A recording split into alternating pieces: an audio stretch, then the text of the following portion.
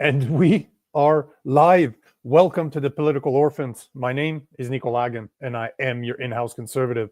To my left, Rob Ambrose, our token liberal. And what we do is simple. We review the news because our goal is even more simple. We want to show you that it's possible for a lefty and a righty to get along. And if we don't agree, you know what we do?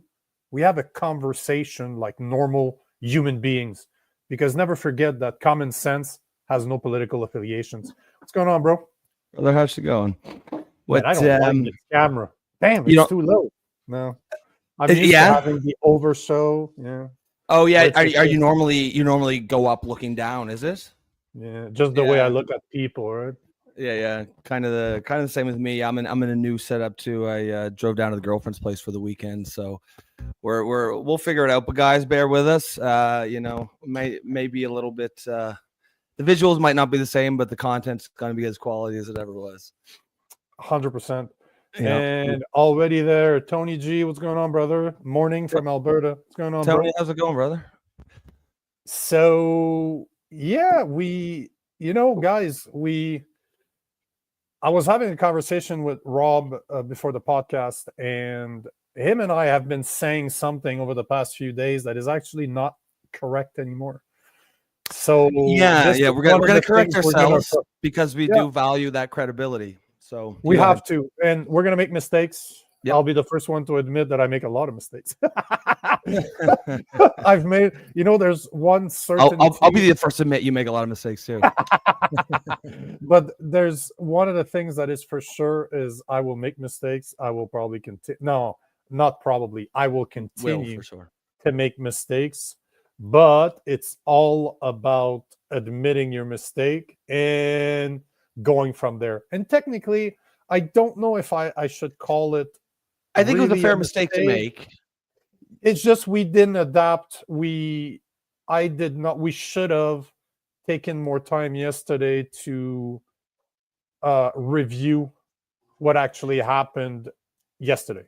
Right? So specific, yes, exactly, right? Like we were a little. I think we jumped the gun a little bit. I think we were basing it on what the end results of the election looked like they were going to be, but as we mentioned, the results weren't entirely in, and it actually had changed a little bit.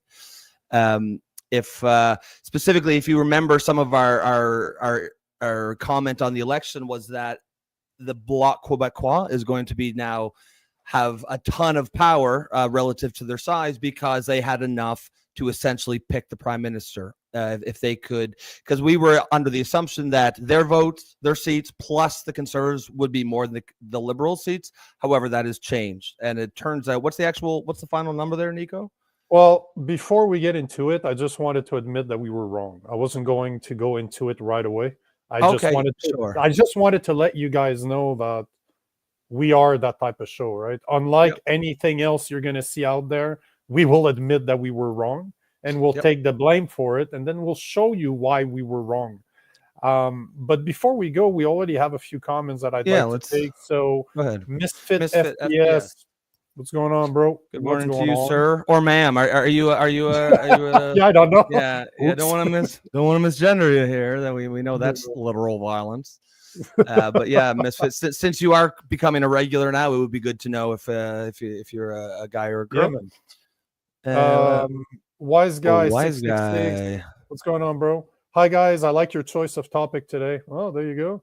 That confirms us wondering if that was the right topic to speak about. Well, yeah, because we spend a lot of time. We're like, shit, what do we need the topic to be? And I think we were planning on moving on from the election, but it just feels like we're not ready yet. You guys aren't ready yet. We're not ready yet. So it's like a relationship. Yeah. The show, we said it before, but it's true. The show is about having a conversation with you guys. So if social media is plastered with people still talking about the election, well, guess what? That's exactly what we're going to talk about. So here we are going to talk about the election again. And yeah, man, I'm happy. Now we do have some other topics that are not election related for later in the show if we get that far. We'll get there. We'll get there. We'll get there. We'll make the time. But thanks for being here, wise guy. Cheryl, what's going on? Hello to you. And Misfit. Misfit FPS. See, this is exactly why you fit in this Got a show. cock bro. and balls, yeah. Although it could Hold on. be. Let's actually read this word for Yes. word. I have a cock and balls hanging down there, so I am a man. Yes, indeed, you are. It's crazy times, isn't it? That's a, there are people who would not agree with that statement. There are people out there today who will be like, "Well, just because you have a cock and balls doesn't mean you're a man." There are women with penises. What is it? A woman dick? Is that yeah, the girl dick could be girl dick. Yeah, no. These fucking idiots, man. Wise guy, I agree. This is why we're Yeah. talking about this again. No one who voted CPC is ready to move on, but also one of the reasons why we wanted to talk about what's happening between Doug Ford and Pierre Poilievre, or what's happened for them for a little while now, is that it's more. There's a lot of people like Rob that were liberals that cannot endorse the liberals anymore, that ended up voting for Pierre Poilievre because they wanted change. They wanted something different. And then we're seeing that a lot of the people, the more left-leaning people who voted for Pierre Poilievre than the conservative who voted for Pierre Poilievre, are like not ready to move on because it doesn't make sense that it still went the way of the liberals. It seems to be a very hard pill to swallow. But you tell me how, after 3 days now that the election, and goddamn, we've been covering it day after day after day, but how do you feel about the election? Are you still kind of not bitter, but just like, what the fuck happened? Yeah, and also, like, it's not like we're just wallowing in the same old. Like, these are some new developments that have come up, and that's kind of right. So there's definitely 100%. That. So yeah, I think that'll be. I think that's the right angle here. Misfit says, I did some digging on my comment about a political union of the West. Was that the one where you're talking about BC would go towards Alberta if they split? I mean, Nico, I think we both think that would happen anyways. Saskatchewan and BC, I would imagine. So at least it would. There's no better opportunity. I don't think that BC can start the movement. I don't think that Saskatchewan can start that movement. No. But Alberta 100%. Has all the frustrations, all the money, if one province in this beautiful country of ours has leverage to do something, it's them. They can start that movement, and this will wreck Canada as we know it. I'm not saying that it's a good or a bad thing. I'm just saying that it will change the political landscape and the shape of Canada. But I don't think that without Alberta leading the way, BC could or Saskatchewan could. Like, they will be dominoes. It'll be a domino effect. Yeah, I was just going to use that term. I think dominoes is definitely the right analogy. And I think you're right. I think it would have to be Alberta starts it. I think Saskatchewan's a natural partner there. And then I think BC, if they see those two, are like, yeah, let's just jump in with them, because I think they would see the writing on the wall that a Canada without Alberta or Saskatchewan there's nothing in it for them at that point. But I think there needs to be, like we addressed before, like I was talking about yesterday, and I'm in BC right now, so I get to, as a Montrealer, I get to speak to BC people and kind of get their feel. I'm happy I was here for the election, actually. Yep. So I get to feel a bit more what's going on in the West compared to what's going on in the East. And, I think they will, if BC is to follow suit of an Albertan independence, they will need to split themselves. I don't think the North and the South are aligned at all, right? So the North will split from the South in BC, then they could join Alberta and enable them to build that pipeline. Because clearly, like we've showed yesterday, Blanchet from Quebec is not interested whatsoever in building that pipeline. He will veto it using Bill B69, and obviously Carneys already said that he's not repealing it. So Alberta has their hands tied, if you ask me right now. I agree with that. I think I think that, again, it's Alberta's party, but I think Saskatchewan and BC are going to want to be invited for sure. They want to party too. Yeah, they're going to want to party. They're going to want to party with the cool kids. They don't want to be stuck around a Canada without Alberta or Saskatchewan. Memorino says, hello, kids. Good day to you, sir. Hope you're having an excellent Friday. Excellent Friday. Cheryl says, Bro, it's is it Thursday? Fuck yeah, it is Thursday. Cheryl says, I'm still wondering what the fuck happened. Yes, that's an interesting point. I mean, that's a common sentiment around here for sure. And Misfit agrees. So yeah, that's what he was talking about. So what did you come up with, Misfit, when you did some digging into that? I'd be curious. Misfit says he should still put it into a poll and let the Quebecers decide if they want a pipeline. Yeah, but Blanchette said very clearly there is no pipeline going through Quebec, and I agree that's what he should do. But the gap between what politicians should do and what they do is often, as we know, pretty wide. Unfortunately, what they do, yeah. what they do. But this is why I was praising Daniel Smith yesterday, not because I necessarily agree with everything that she says, because I don't agree with anybody with everything that they say, but at least she's putting it to the vote. She is allowing Albertans to take that decision, even if some of them won't agree, some of them will, and leave it to the people to take the decision, because they work for us, not the other way around. So they need to do the will of the people. And if the people want to vote on independence through a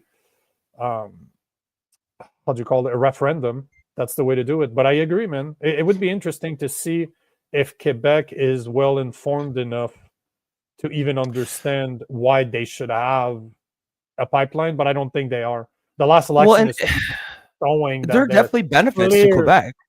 It's not like there's already benefits right now. They've been sucking on Alberta's titties for decades now. So yeah, it's that's nothing right. new, right? Like, it's nothing new what's going on right now. So yeah, it's an interesting point, but I'd be curious 100%. To see what did you find, Misfit? Like, did he show it yet? Because I haven't seen it yet.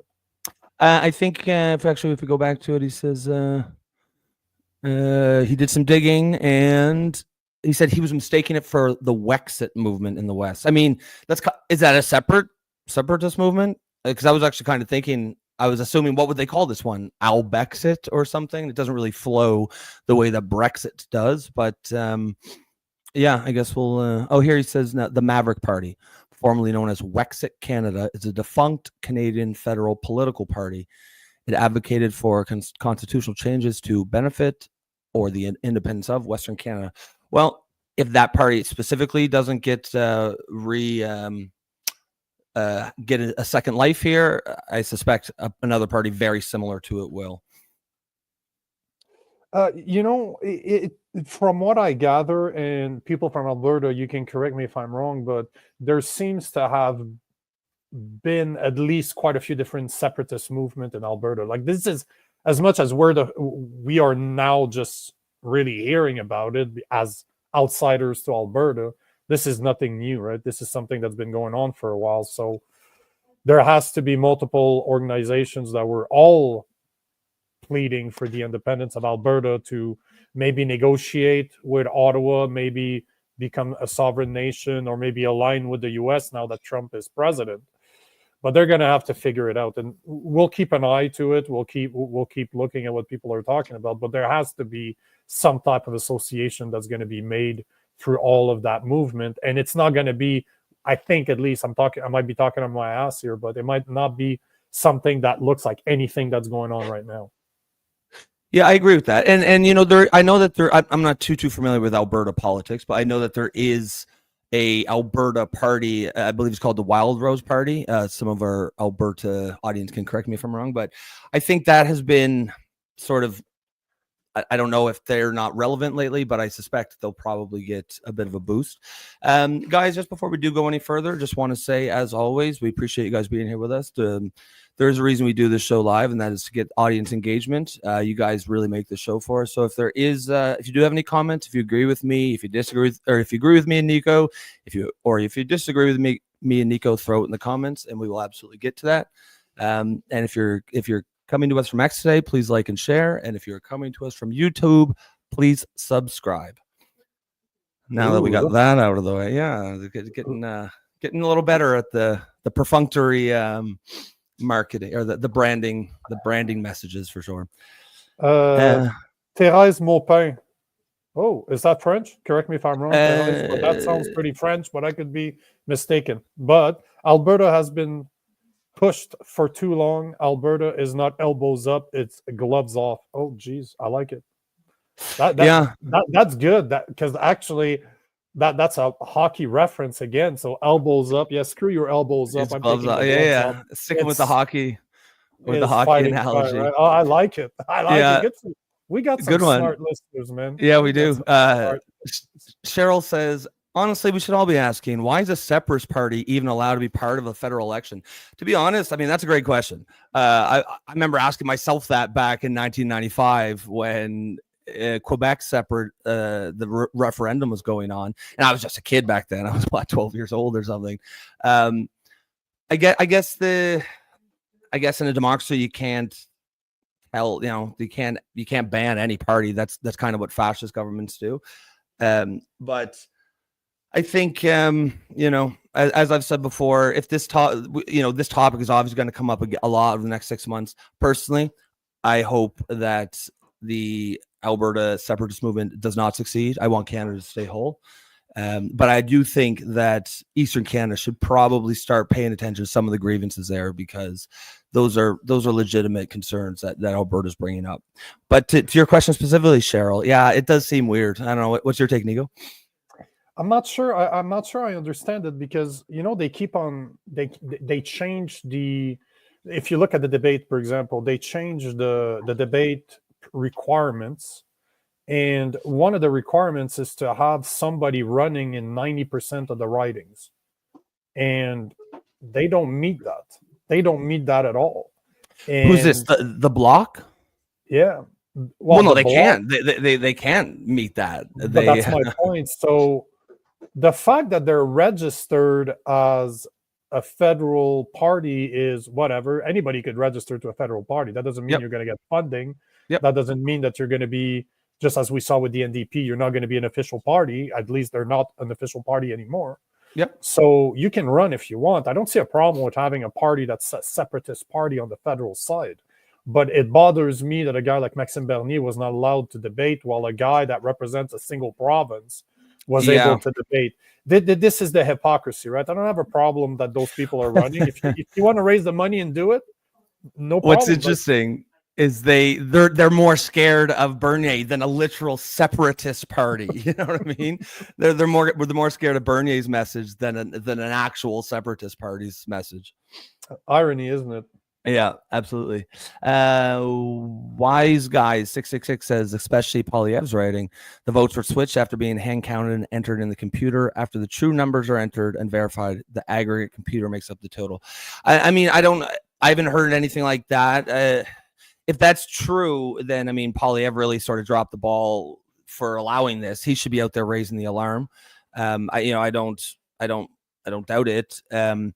But yeah, I don't know. I feel like, I don't know that some of the same election integrity concerns that are down in the States are the same here. All our ballots are hand counted. They have people on all parties that are watching it. A lot of the people who talk about the elections down in the States who are talking about election integrity, the things they're suggesting are the things that we're already doing. So I mean, not to say it's not possible, but I'd have to see pretty strong evidence to sort of go down that road. You know what? I don't believe elections have been real for a long time. I think they've been rigged, and it's easy to rig an election. It's all electronically counted at the end. Everything needs to be entered in some type of computer at one point. And as somebody that worked in technology for more than 20 years, I can tell you it's not hard to change those numbers. It's very simple.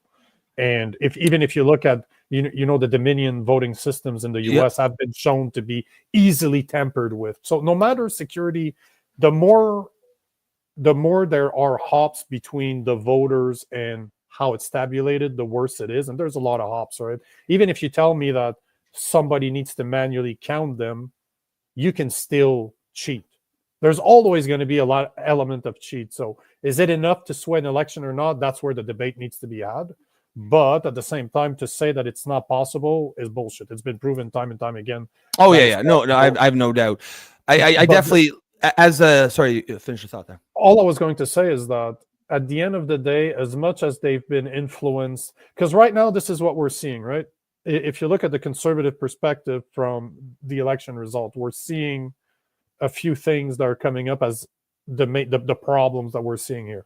Trump's being blamed. Mhm. Then we're talking about China interference. Then now, as we're going to talk today, like, did Doug Ford play a role in Pierre Poilievre losing? Because that's the question I have for you guys today, Yeah. right? Do you think that Doug Ford should have backed Pierre Poilievre? And I'll add to that, do you think that it would have played a different role? Like, do you think that Doug Ford endorsing him would have helped Pierre Poilievre win? Because it's interesting to see conservatives, and I know there's a comment somewhere. Hold on, I think Paul said it. I'll Yeah, the address it Paul. right now. Yeah, Canadian there you conservatives go. aren't united. Yeah. Ford So isn't a Paul is conservative. saying, He's a liberal fool. so Paul is basically saying that conservatives are not divided, that Doug Ford is not a real conservative, and I agree with you 100%. Like, Doug Ford is not, in my opinion, is not a conservative, but neither is Pierre Poilievre. Yeah. That's the thing, right? In my opinion, he's not. They're not real conservatives. They might be considered conservatives in Canada, but if you look at an actual political spectrum, like, let's say, where you do have a left and a right, like in the U.S., In the States. Pierre Poilievre is closer to a Democrat than he is to even a libertarian. So he's not even middle. That guy Yeah. is on the left spectrum politically. He has very social.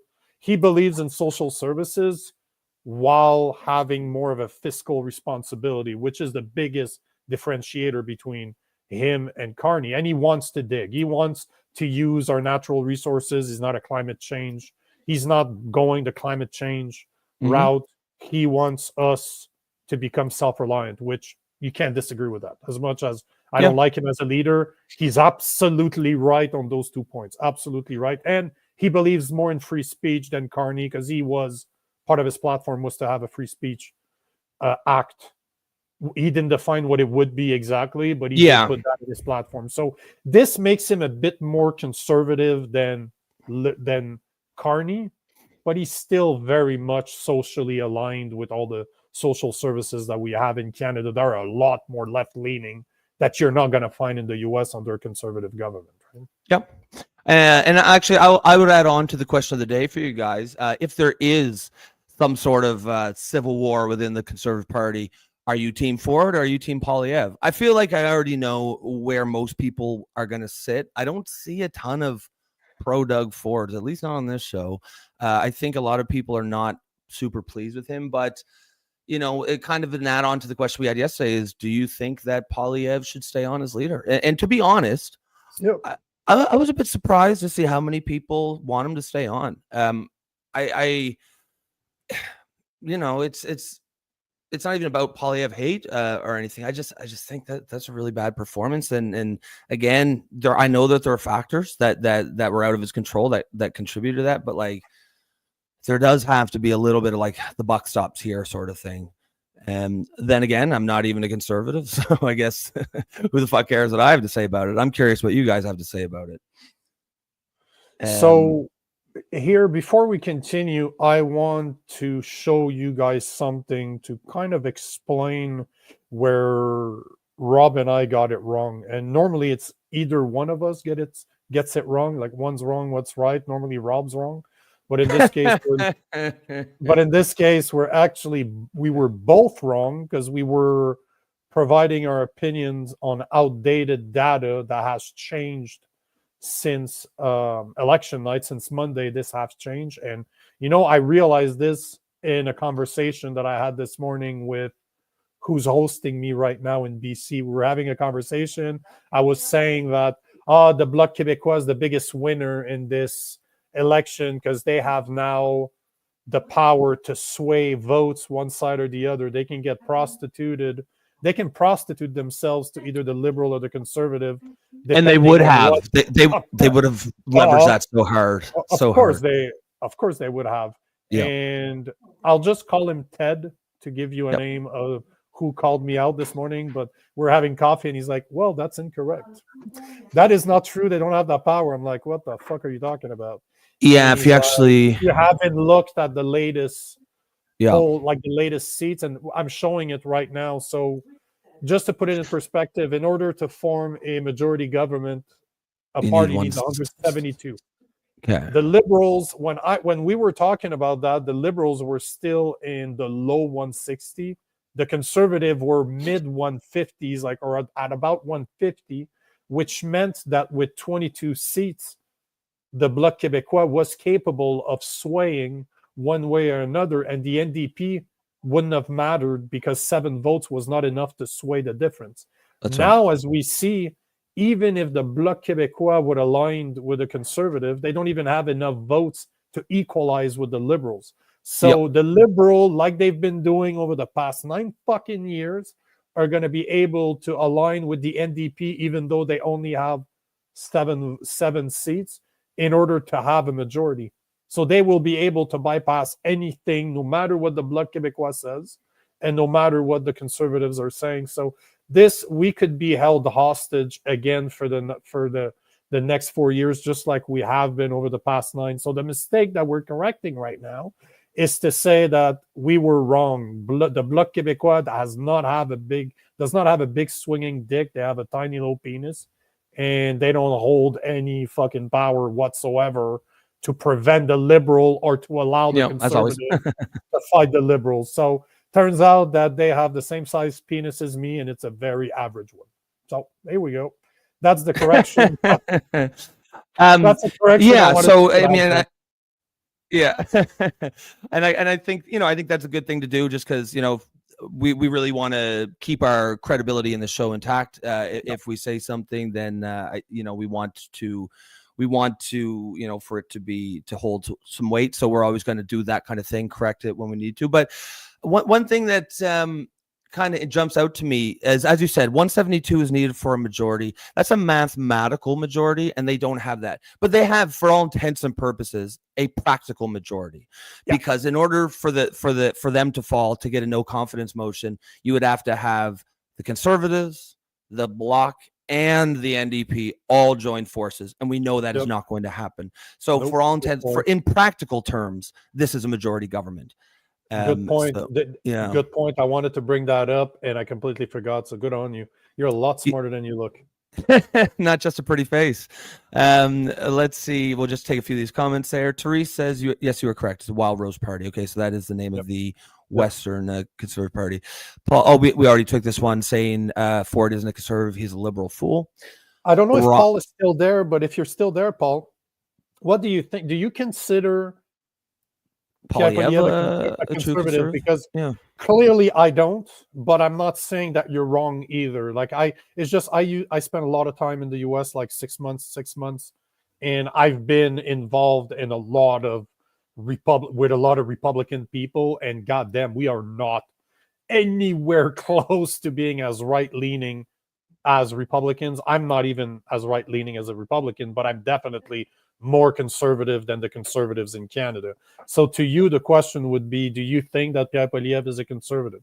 Because I agree with you 1,000% that Doug Ford is not in any way, shape, or form a conservative.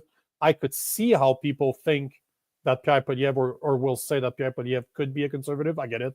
I see it, because there is somewhat of a difference between him and the Liberal. My opinion, not enough to make him a conservative, but again, the question's to you. Yeah. Again, I mean, obviously, to me, they're both conservative from where I stand on the spectrum. But I definitely understand. I understand the arguments of people who are on the right side saying that they don't perceive them as that way. But I'm curious what you guys think. Cheryl says, Rob, the reason I'm saying that is they cannot form government. So that's a reference to Cheryl's question about why did the separatist parties even go in the federal election. I think the Bloc makes a lot more sense if you understand they don't really want to separate. What they want is to use their seats as leverage to extract more entitlements and benefits for Quebec. That is fundamentally their job. It's even more but it's even more in that, like, let me just add that all of this is based on the fact that Quebecois believes that they have a different culture based on the French language. This is where that whole thing came from. At the end of the day, it's really a French against English type of party. They just want Quebec's voice as Frenchies to be heard in an English Canada. That's where it comes from. As stupid as it sounds, this is pretty much what it is. And you know, to that effect, Alberta should have had that too. Like if Quebec is allowed to have a federal party to represent the interest of Quebec alone and not the rest of Canada, you could argue that Alberta has a different culture based on what they want to accomplish, what they want to be able to do as a province. So technically, you could say that Alberta has a different culture than the rest of Canada. And if Quebec is allowed to have a federal party, why wouldn't Alberta be allowed to have one too? Maybe that's something that should have been done 10 years ago, but I'm just spitballing as we're going now. I've never really thought about this until now. Well, to me, it seems like kind of seems like a natural, but I'd be very curious to see if that does happen, if in the next election, if we see major gains by because if you look at that map, the Liberals were basically wiped out of Alberta. I suspect if you had Wild Rose candidates in every election, you'd probably win most of those seats, I think. And but they couldn't be on the debate stage, because remember, the three rules that they need for the debate is 90% of the ridings to have an MP or somebody going representing your party in 90% of the ridings. They need to have 4 or 5% more in the voting polls, which that they could probably get. And then the other one is to have a sitting MP, which it's impossible. Like, no new party will ever be able to access the debate stage unless they first elect someone, which makes them at least a few years behind everybody else. It's insane when you think about it. It is weird. It's a wild system. It's basically designed to keep guys like Metzing Bernier out. Let's be honest here. As much as they changed it because they changed originally it in 2019 he was in because of him, of course. Yeah, and they're like, "Oh shit, we can't do that," and then they changed it to specifically. They're like, if your party's leader rhymed with Fernier, you're not allowed in the debate. Is basically what they said. Tony G says, that's funny. I think the election was rigged.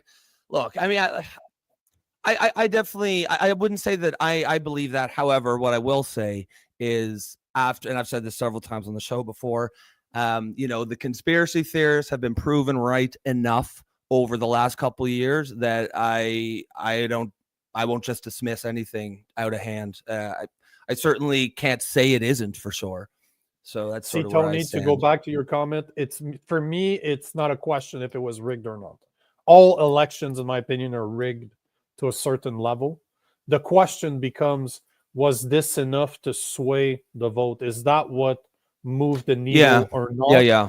And as much as I believe that it might have, it looks like there's so many things that have happened. So again, you have the Trump TDS syndrome that seems to be hitting the Liberals and the Conservatives right now.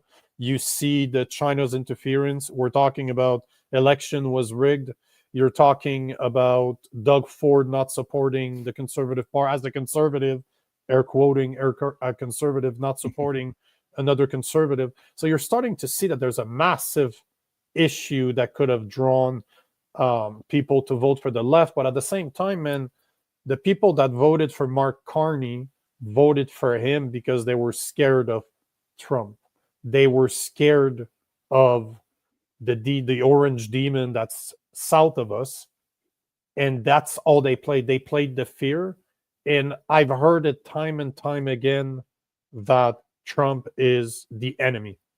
The divide and conquer tactic that was developed by Niccolo Machiavelli back in 1600 in Italy has been in use for 100 years, and they fucking know how to use it well. Mark Carney's plan worked A1. But if you look at if you just go social media, and not just X, go Instagram, TikTok, YouTube, go everywhere, there's a massive amount of people out there that did believe the narrative that Trump was the enemy and the only person that could stand up to him was Carney. And that's why they voted for him. And those are all the boomers, right? So it was really, the last election was the boomers against the rest of Canada. It's not only East-West. We have a war. Oh, absolutely it was. East and the West, but it was we showed that several times. Versus younger people. That's what the election was about. Mm-hmm. And it's not hard for me to believe that we have a bunch of boomers that voted for Carney willingly. As in, yes, they voted in fear. Yes, they voted because they're brainwashed by 50 years of CBC. But at the same time, was that caused by Trump directly? No. Was that caused by China interference directly? No. I think it's a mind state. It's a state of mind that they have that I don't know you can get rid of.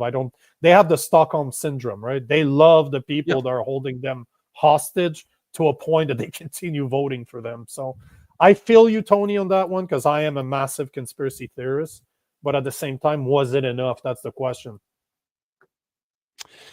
Yeah, and I think, well, and actually, before we take the next question, I just want to quickly show something that I came across last night that's essentially backing up what you're saying here. Because we've said, from the theme of this election was definitely fear. That was our take, that was our opinion, but now there's actually some data to back it up. It looks like so this if I'll get that fucking ad out of the way. Can you watch? Yeah, Mario Cansego. Fear of Trump. Can you guys see that? Yep. What part? Okay, yeah. Fear of Mario Trump Cansego won the election for Carney polling reveals. Oh yeah. So they actually, based on the exit polling, the number one concern was, but it said here by 48% to 34% people were saying in the exit polls that was their number one issue. That it was Trump. So it's not even like, I mean, that was our gut feeling that fear of Trump is what decided. But now that they're saying actual polling of asking, and exit polls they have people standing at the polls asking people, what was your primary issue? And here it says 50% of voters overall, and I think something like 64% of boomers said that their main issue was Trump. So, I mean, that's just some data to back up basically our analysis. But yeah, I mean, I don't think that's a big surprise, but it is. It definitely is. Is a very strong emotion. Very right? strong. Probably the strongest one. So. Yep, and marketers know that too. If you want to change someone's behavior, make them afraid. So do you want to take more comments, or should I show our first video? Because I really want to address what's going on between Doug Ford, and I found some things that there's three things I want to show about this subject, because it's interesting when you find people that are putting kind of a connection between them all, right? So I found Doug Ford said something a couple of days ago about Pierre Poilievre. Then I remembered that Doug Ford was a big fan of Carney because he was taking photo ops with him, having lattes probably in Montreal somewhere because they looked like they were pumpkin spice, or maybe they were with Jason. And then I found somebody from the Conservative Party of Ontario, somebody that's been elected, that is calling Doug Ford, that is calling him a liar, and she has the proof to prove. So so if you want, we'll start with that. So let's say we'll do this. I'll go down and I'll take the comments that are related just to the question of the day. Cool. And then there won't be that many, and then we'll get into that video. No worries, man. All right. So Therese says, just because we were just talking about this, best way to keep people in line is scared and broke. 1,000,000%. Cheryl says, related to the question of the day, Ford's behavior was disgusting. Did it affect the outcome? I don't believe so. I do have a sick feeling still there was cheating and interference. I agree. I really don't think it changed the outcome. I don't think there was a large number of people who were just waiting for Doug Ford to say so. And I think the fact that so far it seems like Doug Ford is taking a lot of heat for this kind of suggests that. I don't really think there's a large Doug Ford constituency. In Ontario, they don't seem to like him that much.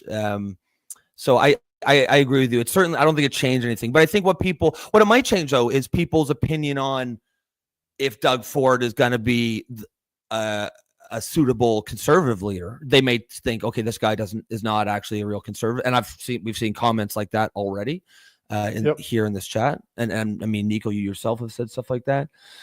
Wise guy says, because sorry, don't go forget ahead. that, like a point that you made a few days ago is there a reason why he didn't back Pierre Poilievre? Is there something more than what he's saying, and you'll see in the video in a minute. But is there something more? Is he playing a game right now as to making sure he does everything in his power? Did that work or not? Don't know. We'll never know. But did he move the needle? Did he move the needle to a point where Pierre Poilievre lost so that he can take over the Conservative Party? Because to me, it's kind of mind-blowing that a lot of people are still wanting Pierre Poilievre to be the head of the Conservative Party when they just lost. Because, guys, remember that the Conservative Party have lost 3 elections in a row. If you look at almost the last 60 years or so, it's been 10 years. It's been 9 or 10 years one way, 9, 10 years the other way. Now it's the first time right now that we're going to see like over 10 years of a liberal party that hasn't been cut at the knee to become conservative. So this is something we're again, this election was historical. So was the reason why he didn't back him because he wants to take over the Conservative Party? Is that the reason why? And you brought up that point a few days ago, and you know what? Maybe time will tell, but that's why I wanted to make sure we address this today, because to me, it's a big deal. If the conservative parties as a whole, like whoever want to call themselves conservatives, don't align, don't back each other up, how much chance do we have as a conservative movement? How much chance does the conservative movement have to actually win something? Because obviously the NDP backs the Liberals, and they're not even Liberals.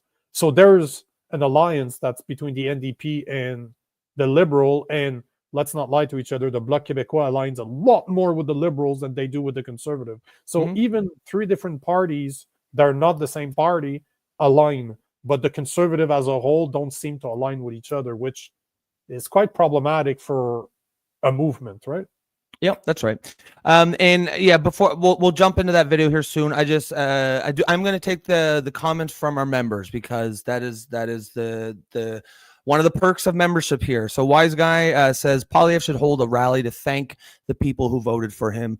If they ask only people who voted for him to attend the rally, he would expose the fraud by counting the crowd. Yeah, I mean, it's definitely worth a shot. But just on that note, guys, I do want to remind you that, as we mentioned yesterday, we rolled out membership levels. In some ways, if you've been watching the show for a while, you know that audience participation, engagement is absolutely the lifeblood of the show, and we will take as many comments as we possibly can.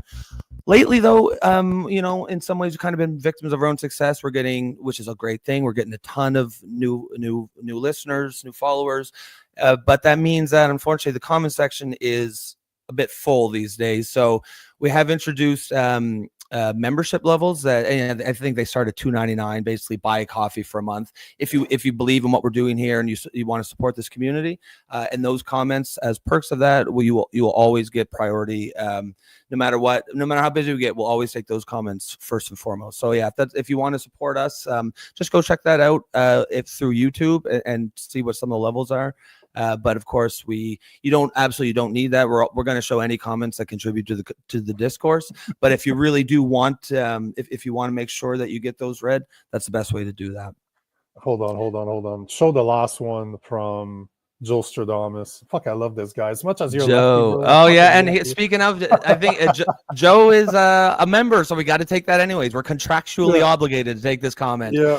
Come on, buy the orphans a fucking beer. He says, "Hey, Joe said it, not us." But yeah, we that's actually my burner account. I'm Joe Stradamus. Yeah, exactly. Actually, it's my wife in the back end. Yeah, buy the beer. Yeah. Which means, and yeah, so this is actually, since we just started yesterday, so I'm just making sure that I do take. Make sure we do take all the members' comments. I think Wise Guy and Joe are our very first members. So, guys, you will always Wise Guy was the first one. You have cemented your place in political orphans history here. Wise Guy says Ford is a political traitor. So, and I am seeing a lot of that sentiment. I'm not seeing very much pro Ford at all. Nope. The Wise best Guy one says, I found this morning is like Doug Ford should go back to smoking crack.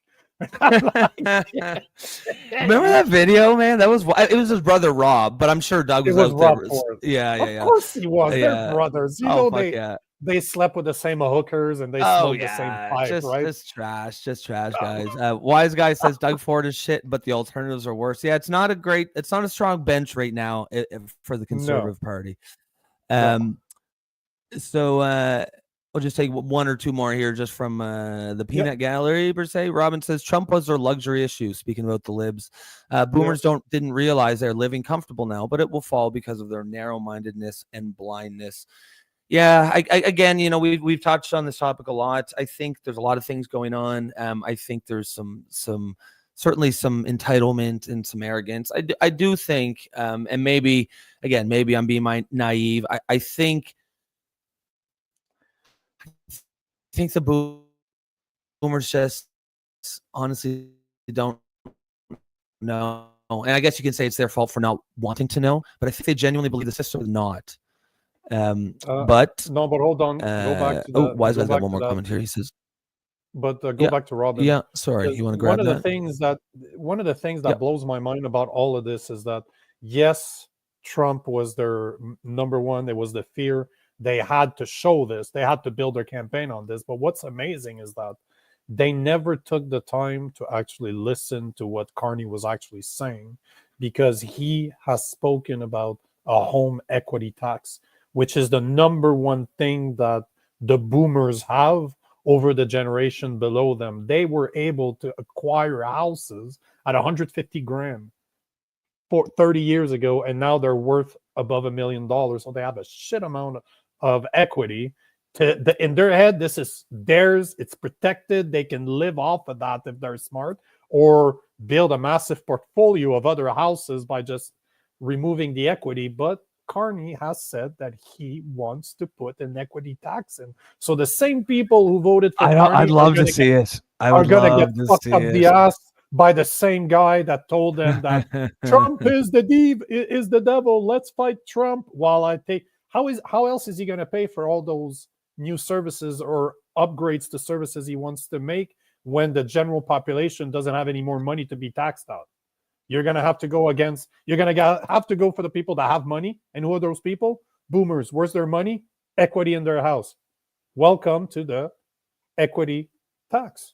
You guys are fucked, but you paid for it. You literally voted for it. So that's kind of shooting yourself in the foot, and they're going to need to live with the consequences. Yeah. Yeah, that's right on. Joe Stradamus, the last 30 years of corporate media has done much to erode the public confidence in the integrity of our traditional institutions. Joe, I got to tell you, even if you weren't a member, we really appreciate that contribution. But I can say it now that you've already bought it. But you're kind of wasting your money, because you have. We would always be playing your comments because they are always top notch. Shut up! Stop saying that. No, I'm clearly teasing him. I'm giving a compliment. These are all.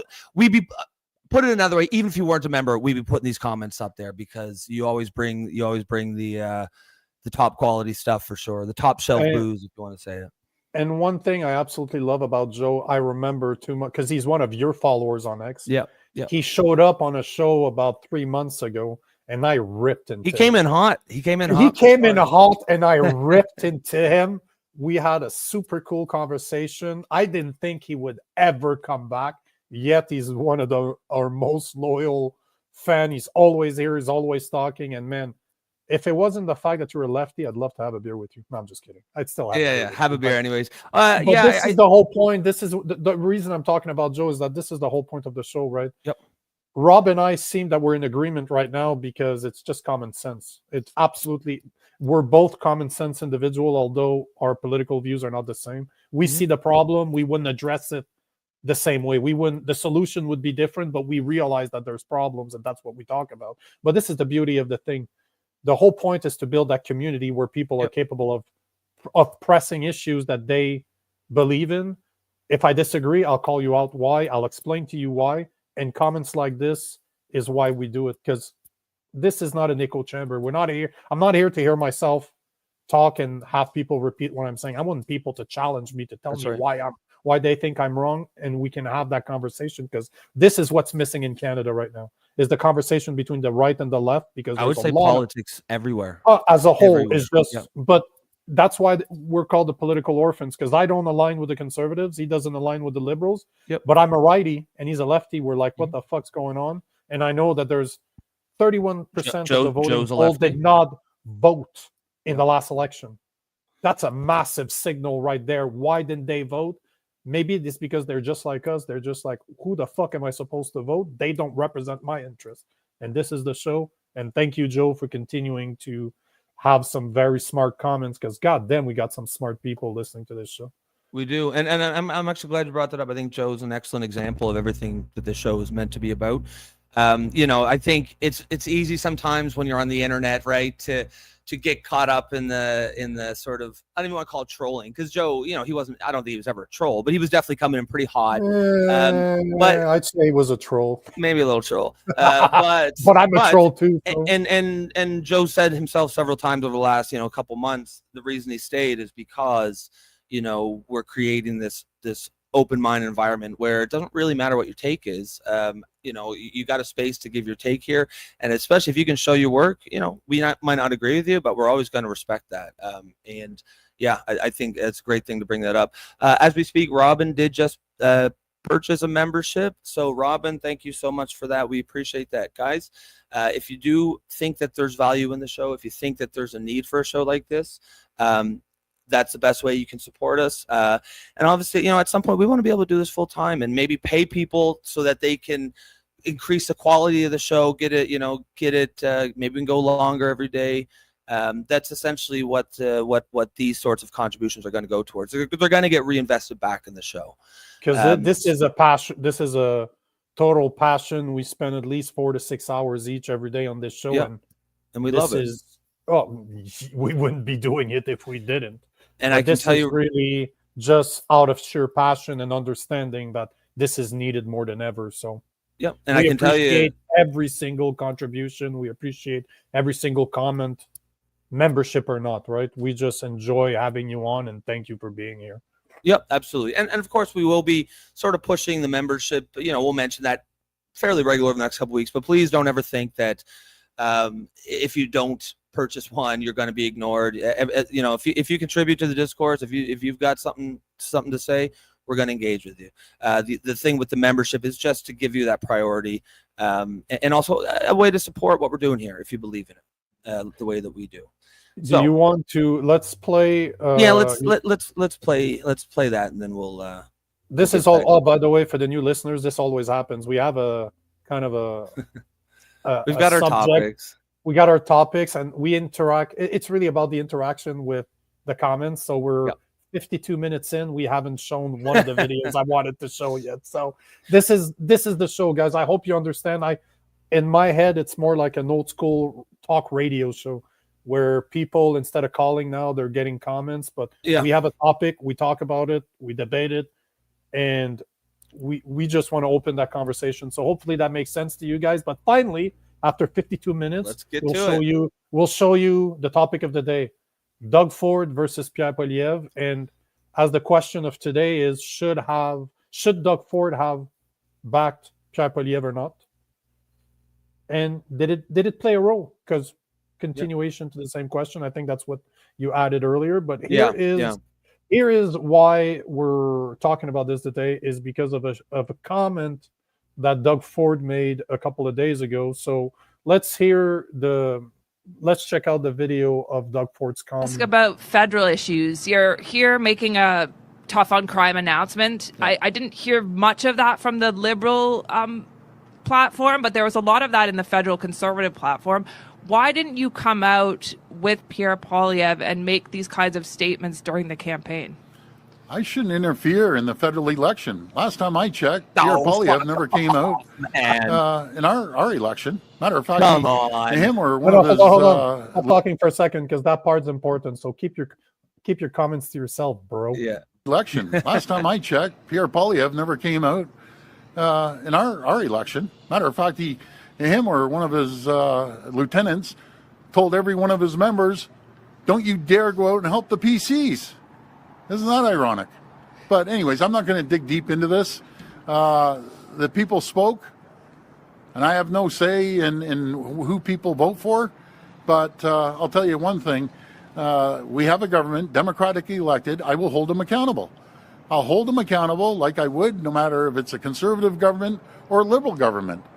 My interest is protecting the people of Ontario. And I will be all over this government. They know I will be, as I was before, about being tough on crime. So basically, there's two things I wanted to point out in what he just said. So first off, he said that he doesn't get involved in federal politics. Like, that's not his place to get involved. I'll show you why he's full of shit in a second. So he's not going to run for leader, though, right? You don't even need to go that far, right? So he does not take part of federal elections. That's his first comment. His second is that Pierre Poilievre did not help the Conservative Party of Ontario run for their campaign. So those are the two things as to why he did not back Pierre Poilievre. Now, first piece of evidence. Let me show you a post. Let me show you a picture. I'm sure you guys remember this. It was a really beautiful photo op that happened when Carney became prime minister.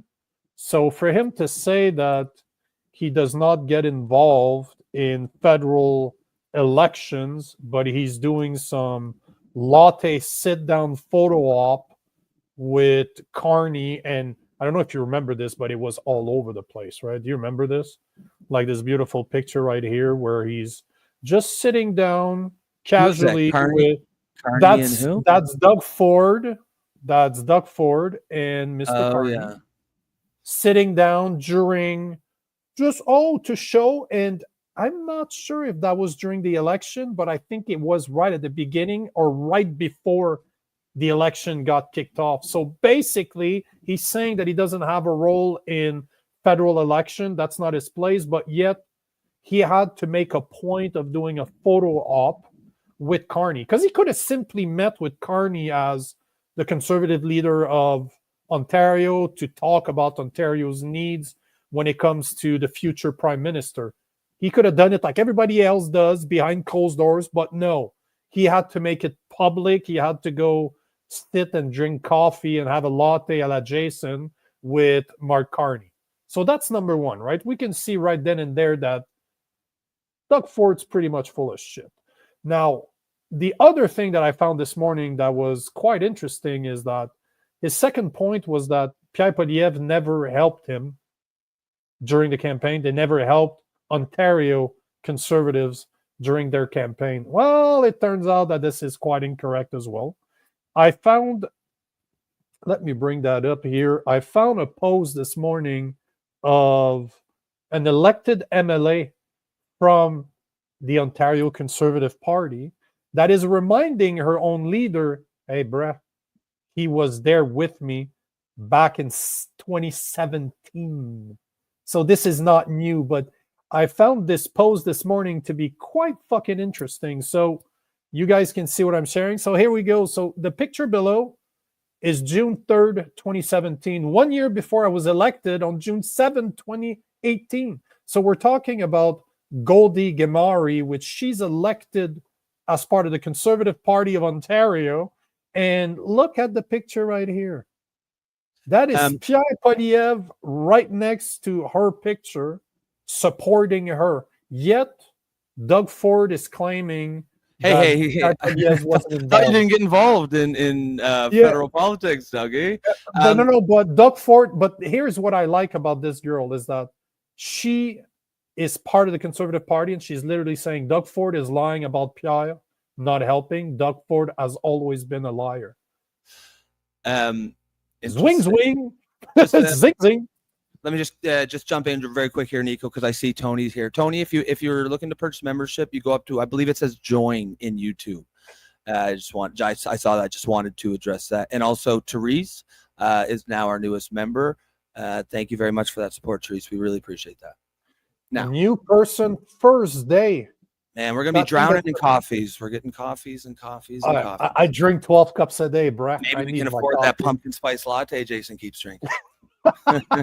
So what do you guys think? So on one hand, you have Doug Ford that's saying that he does not want to get involved in federal politics, yet massive photo op during just before or at the beginning of the election, because that picture is not from long ago. Like Carney hasn't been PM for a very long time. So yes, you could argue that he needs to make sure that he's aware of Ontario problems, but why do you do a photo op? You could have done it behind closed doors like everybody else does, but no, you had to make it public.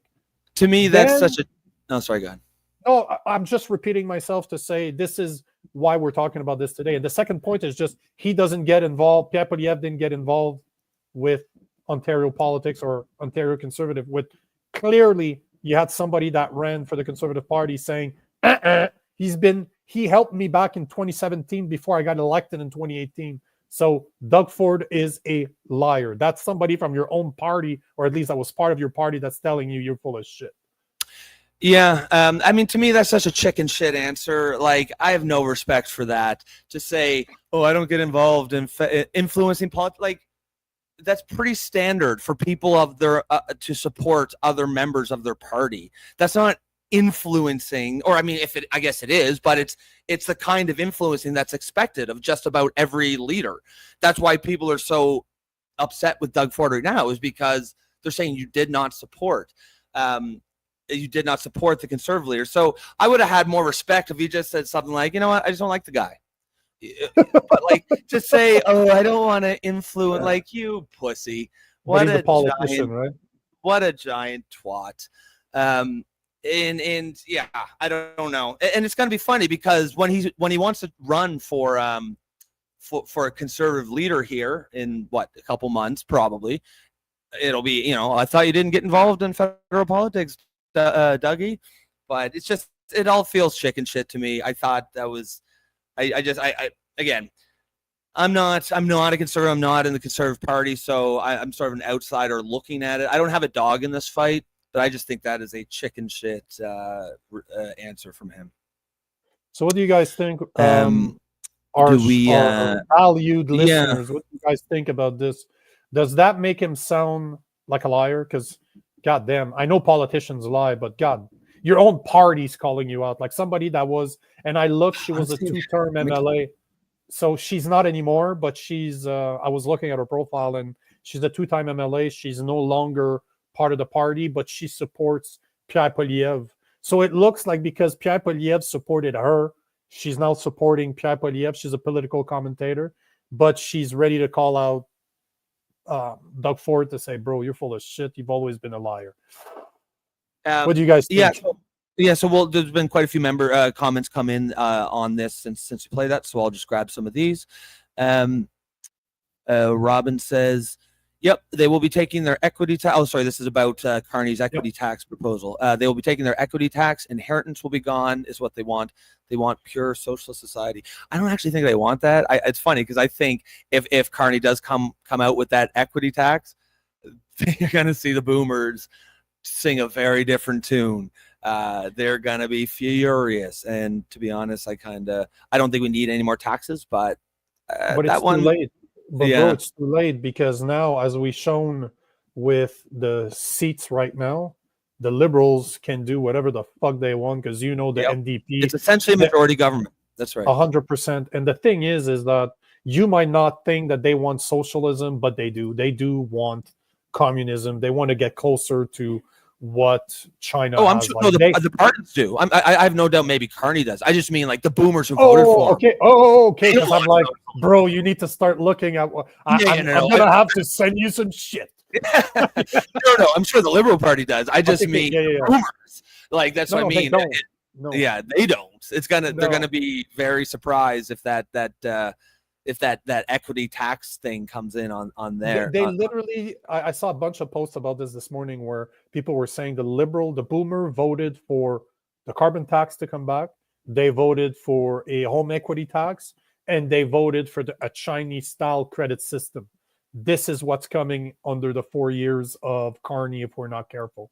So it's going to be a very hard awakening for a lot of boomers. And at the same time, I'm a strong believer in accountability. So if you shoot yourself in the foot, that just means I'll never buy another house in Canada. That's all it means. If there's going to be a home equity tax, that means I could buy a house at half the price and put hundreds of thousands of dollars of reno in it, like I've done multiple times in my life, and be taxed on that. Like, that's bullshit. So I'll never buy another house in Canada. But at the same time, the maybe people, that's what the they want, boomers, though. Maybe that's what they want. Maybe they don't want home ownership.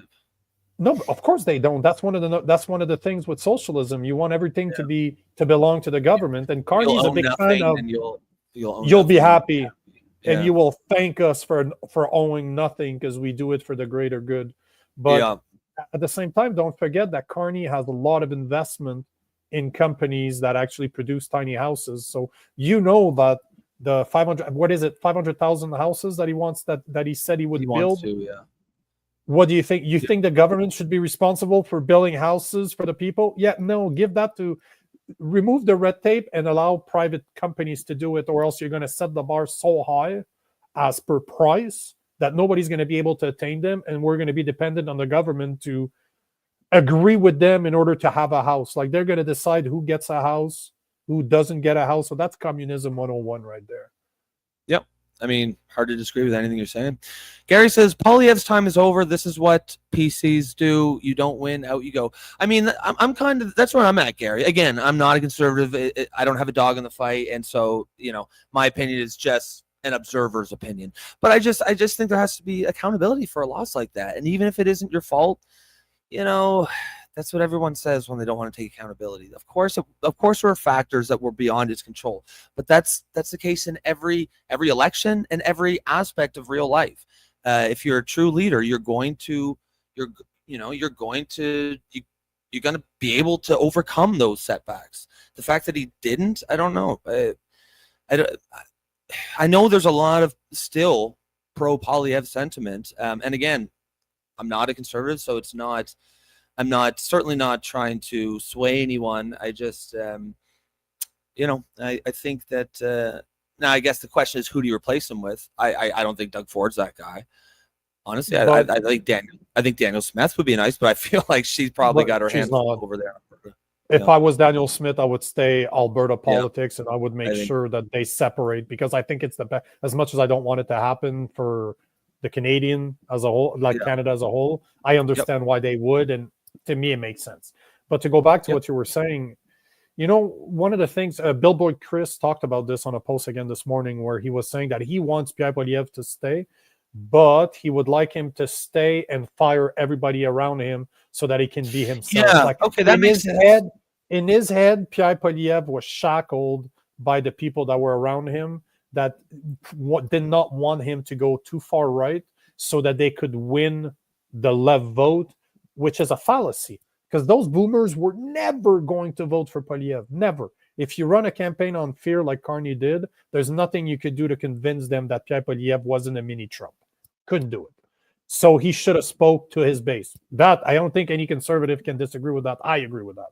But at the same time, I don't think that Pierre Poilievre is that much of a conservative in the first place, because he's been in politics for 20 years now. And in my opinion, he did not stand up for the Freedom Trucker.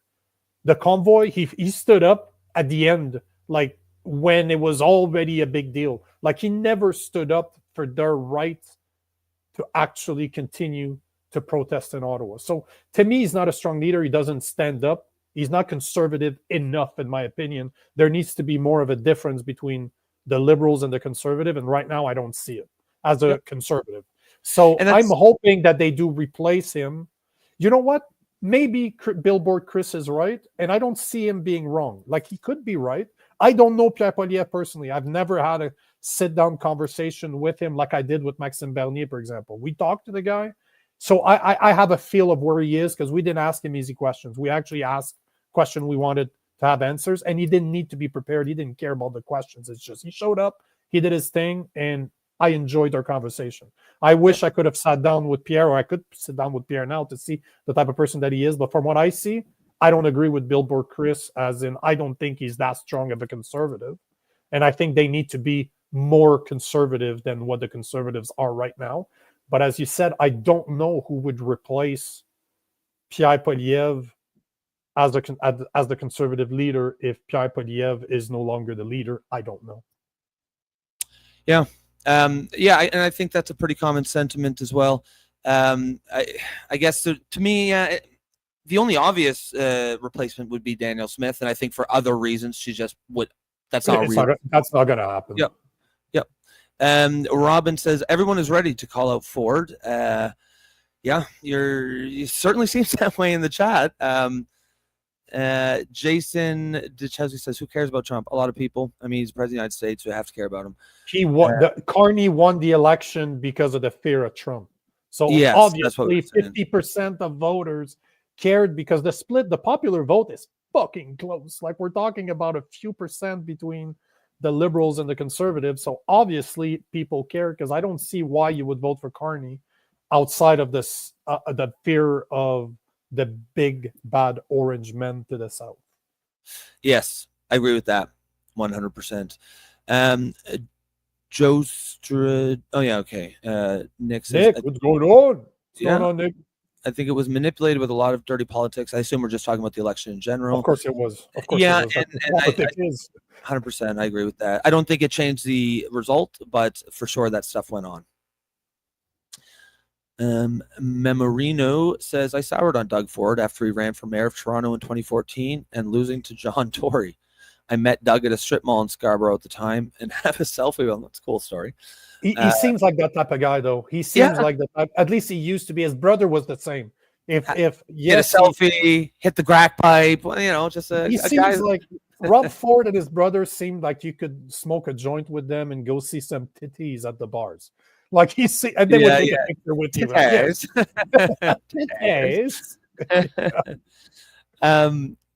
That's really funny.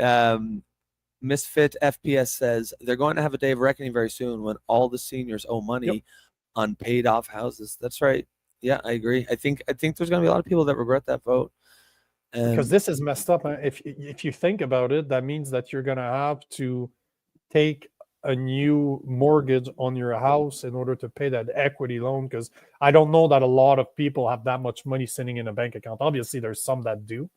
But if you're going to be taxed, like, what's the tax? Are we talking like 2%? Are we talking about 5%? Are we talking about 10%? 2% on $1 million home. That's going to be a lot. Well, that's 20 grand. So you're looking at 20 grand. But what if it was 10%? Because it's not going to be. I don't believe it's going to be a 2%. It's going to be at least a 5 to 10%. Oh yeah, 10%. That means on $1 million house thing, that's 100 grand. Do you have 100 grand sitting around ready to just remove? Nope. So those people might have to refinance their house in order to get that money to pay the tax. And don't be surprised if a guy like Carney now somehow is able to put a tax on refinancing of a house to get the equity out. Like, that motherfucker's already thought about that. Like, that dude's brilliant. So he's scary smart, and that dude scares the shit out of me. Halifax Peacock. But just what you're saying, I think he's scary because he's smart, right? Like, I know a lot of people don't like him, but doesn't mean you have to say like you can recognize when somebody's smart, right? That's not, and it's that's in some why ways, he won. He didn't win because he's stupid. He won because he knew how to manipulate the 65-year-old boomer and above. That's why. Absolutely. Very clever what he did. Scary as shit what's coming, but don't underestimate him because you don't like him. In the same way as don't underestimate Donald Trump because you don't like him. He ain't fucking stupid 100%. Either. They 100%. Know what they're doing. 100%. Halifax Peacock says Houston and Ford are gunning for Poilievre's job. Who's Houston now? And also Halifax Peacock, are you from Halifax, Nova Scotia? Because that's where I am right now. Oh, you're looking for friends? Yeah. If you want to hang out later, let me know. Joe Stradamus says, like mine, the ego needs any fluff. Doesn't matter, brother. You paid for a membership, we're fluffing you. Those are the rules. Actually, unlike Robbie, I actually fondle the balls too. Oh yeah, that's right. I have really nice hands. They're rough though. Soft hands. Yeah. No, I don't. No, it's callous. Oh yeah. I don't know if you want the ball fluffing with those callous hands, but it don't matter if you want it or not, Joe. You're getting it. Yeah. You should have read the fine print in that membership you just paid. You don't have an option, brother. The terms and services. Noel White says, "Fuck fat bastard Ford. It is incumbent. Tell us how you really feel, Noel. It's incumbent on every conservative and conservative commentator to make sure he never makes it in federal conservative politics. Robin just says, I'm happy to support. Robin, we very much appreciate that. Ford has snubbed the Conservatives for as long as I can remember. He does kind of seem like an outsider in the Conservatives, right? I guess that's the take I've always got. Like, he's not one of the guys. He's not, and normally that could be a good thing, but he just seems like he's not in the inner circle just because, I don't know. He's probably a bit obnoxious, to be honest. Well, yeah, possibly. Yeah. Hard to tell. Robin again says Pierre's not going to give Ford his time to give him time to backstab him. Yeah, I think I don't know. I feel like this is probably going to be Ford's clearly, in my opinion, Ford's clearly gunning for that job, even though he won't come out and say it yet. And I think they're posturing right now. But at some point, there will have to be some sort of an open showdown. Kirk Marshall, that's easy, Pierre. During the pandemic, Doug crumbled and reverted to the expert. Plus, early on with Trump, he came. Oh, when he says that's easy, Pierre, I think he's referring to the question, who would you support as leader, Pierre or Doug Ford? So he's explained why he prefers Pierre over Doug Ford. I mean, did you think that Poilievre was great during the pandemic? You're asking Kirk, not me, obviously. Kirk, yeah. Well, the reason I'm asking Kirk is because I know how you feel about it. That's why I just want to make sure ask Kirk, because you know I'll repeat myself, but the question was for Kirk, definitely not for me. Joe says, "Yep, what Rob said. Hey, I'm not sure what you're agreeing with, but I agree. I agree with you agreeing with me." Jason says, "No pumpkins, motherfucker. Too late, brother." That's we all know you sip a coffee, a latte with a straw. Yeah. Knight of Christ says, Doug Ford's a liberal cuck. You Eastern bastards can freeze in the dark. Oh man. Yeah, I guess can you leave it there again. I didn't see it. So Doug Knight Ford of is Christ. a literal cock. You Eastern bastards can freeze in the dark. God damn. Yeah, that's hard. Wow. So are you considering us in the same category as Doug Ford? Because clearly I can tell you I'm not, but bro, I can tell you as a Christian, you shouldn't be calling people's name. Coming from a Christian to another Christian, just saying. Oh. You should ask our opinion first. I'm just saying. A little Christian off here. Christian off. Christ off. Now here's a good question from Gary. Would you sooner have Carney go against Trump or Poilievre? Trump? Was that on purpose? Because that's pretty funny. Gary, would you sooner have Carney go against? To be honest, if we're talking straight up negotiations, I think Carney would be better equipped for it. I think Carney's just, whatever you feel about him personally, his career is clearly, he's had a more impressive career than Poilievre has, who's just been a career politician. I think, for whatever Carney's done, again, like him, dislike him personally is one thing, but I'm sure he's been in a lot of pretty high up negotiations with some high level negotiations. I'm sure he's got some experience there. Of course, that's just in a vacuum, right? If you have to take all the other stuff that goes along with Carney, of course, I would prefer not to have him. But if you're just asking specifically, who do I think would be better at a negotiation? I think personally, probably Carney. But I think that's where you and I we completely disagree, because that's fair. That's not the question you should be asking. You shouldn't be asking who would do better against Trump, Carney or Poilievre. The question you should be asking yourself is who has Canadian interests at heart. Yeah. Because I don't care. Can I disagree that Carney is a bad negotiator? No, I'm sure he is. He's been in the private sector forever, so I'm sure he's a good negotiator, but he's fucking evil. What he believes in, I completely disagree with. So I don't care that you're a good the fact that he's a good negotiator on top of being very intelligent, and the fact that he doesn't have Canada's interest at heart, is the worst person ever to deal with Trump, because he will cause a war with Trump when we don't have any fucking leverage right now. Where I believe that Pierre Poilievre, being not as strong as Carney, I don't think that Poilievre is as seasoned for negotiation as Carney is, but I believe that at least him had somewhat the interest of Canadians at heart. I want Yep. to believe that at least he cared more. So I would much rather a Pierre Poilievre, even though that he might not be as seasoned, just because his interest, in my opinion, would have been closer to Canadian interests. But Carney does not give a fuck about Canada. He hasn't lived here in 20 years. He don't care. He doesn't Yeah, I fucking guess care about that's, his business. Is not even here. He moved his fucking business to the US and he lived the past 10, 20 years in the fucking UK. He couldn't give two shits about Canada. That dude is all about globalist and he wants Canada to be part of a new world order. And this is not a conspiracy theorist. He talks about it all the time, that he is just a globalist banker with strong ties to the WEF. Look at what the WEF is and tell me that they have Canada's best interests at heart. They don't. Yeah, no, that's a good point. I guess, you know, to say he's a strong negotiator, which I think is probably true, is only really helpful if you believe that he's negotiating in Canada. For you. Yeah. which is why the question is, yeah. It's not a lie to say that Carney's probably a better negotiator than Poilievre because he has more experience. But that experience is not good for you and I. It's very bad because he does not like you and I. Yeah, no, that's a good and important clarification, I think. Yeah.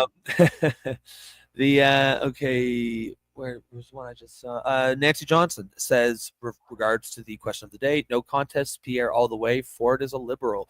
I mean, it's kind of, to me, that seems like by far the most common sentiment here. I don't see a whole lot of Team Ford, either in this group chat, in our listeners, or even when I look out at the at just when I'm out on social media and I see conservatives talking about this. But again, can you put the comment back again? Yeah, Doug, for everyone is ready to. No, he was saying, fuck. He was just saying that she liked Ford better. Yeah, but I want to answer her directly because I have a question for her. Oh, she's right here. No contest, Pierre all the way. Ford is a liberal. So Nancy, let me ask you this. I agree with you 100% that Doug Ford's a liberal. We agree on that one 1,000%. Personally, I don't think Pierre Poilievre is a conservative. He's just a liberal with a fiscal sense. I say this all the time. But the question I have for you is, do you think that Pierre Poilievre is conservative enough? Do you think that he ran a campaign as a conservative? Do you not believe that that he's not? In my opinion, he was not conservative enough, and that's why he didn't win. He didn't stand up for anything. But what do you think about that? Yeah, I'd be interested to hear Nancy's answer to that as well. Devil is due says he wants everything to be rented, government-controlled housing. Yeah, I mean, honestly, this is one of those things that a couple of years ago, it would have just read to me as a conspiracy theory, and I would have dismissed it. But as I said a few minutes ago, you know, conspiracy theorists have been right enough about things like COVID that I don't dismiss it anymore. And this kind of a comment, it's got the ring of truth to me, especially when you're talking about someone like Mark Carney. It's coming, man. It's coming. I can tell you that with this new government, it's exactly what's here. This is why I'll never own anything else in Canada ever again. Consciously, I will not buy anything that can be taxed or taken away from me, knowing that Carney's in power. So I will not invest my money in Canada anymore. The only place I would buy something is in Alberta because it's looking like they're gonna separate. Like, at least we're going down the path of at least talking about it. It's no longer an option right now. It's going to become a massive problem. So this is probably the only place I would buy something in Canada is in Alberta. But if it's not in Alberta, I would never invest my money here ever again. Well, I think something to keep an eye on is that equity tax we've discussed. Because honestly, man, if that gets put in, then devil is due. This comment he makes here, where he says he wants everything to be rented, government controlled 100%. Housing. Right now, when I see that, I'm like, I can't dismiss that, and it certainly has the vibe of you know, like I said, the ring of truth. But if he now puts that equity tax, I will absolutely agree with everything Devil is Due is saying. To me, that's proof that that's exactly what he wants.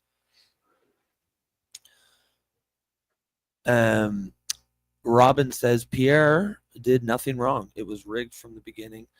Yeah, I mean, it's not a incorrect opinion by any stretch. You know, I think these kind of questions like, should Poilievre, should he accept responsibility for the election? A lot of this is just your personal opinion. I don't think there's a right or wrong answer. Personally, I think a loss like that there has to be some accountability. But as Nico said, perhaps accountability means what was that? Billboard Chris's post means firing all your advisors. To me, that is accountability. That's a form of accountability. I don't necessarily mean he has to step down or he should, but there does have to be some form of accountability, and that would be an example of it, I think. To me, it's a no-brainer. He messed it up. He did not stand up for anything. He has a role. He needs to. Yes, Trump influenced the election, no questions about it. Carney ran a whole campaign on it. So obviously, he had an impact on it. There was probably Chinese interference. There was a lot of lies that were pushed by the CBC. Carney used the CBC to reinforce the lie that Poilievre is a low Trump and that he's a Trump supporter. He's almost a MAGA hat, which is complete bullshit. It's not true. But at the same time, Poilievre had the chance to do something about it. He could have stood up. He could have been... I was just discussing that this morning, how it wouldn't have been hard for him to end up on a Joe Rogan podcast and actually explain his views. Because know that Joe Rogan follows Canadian politics. He talks about it all the time. And he would have had him in a second. He could have gone to Patrick Bet-David's podcast. He invited him. Pierre Poilievre refused to do it.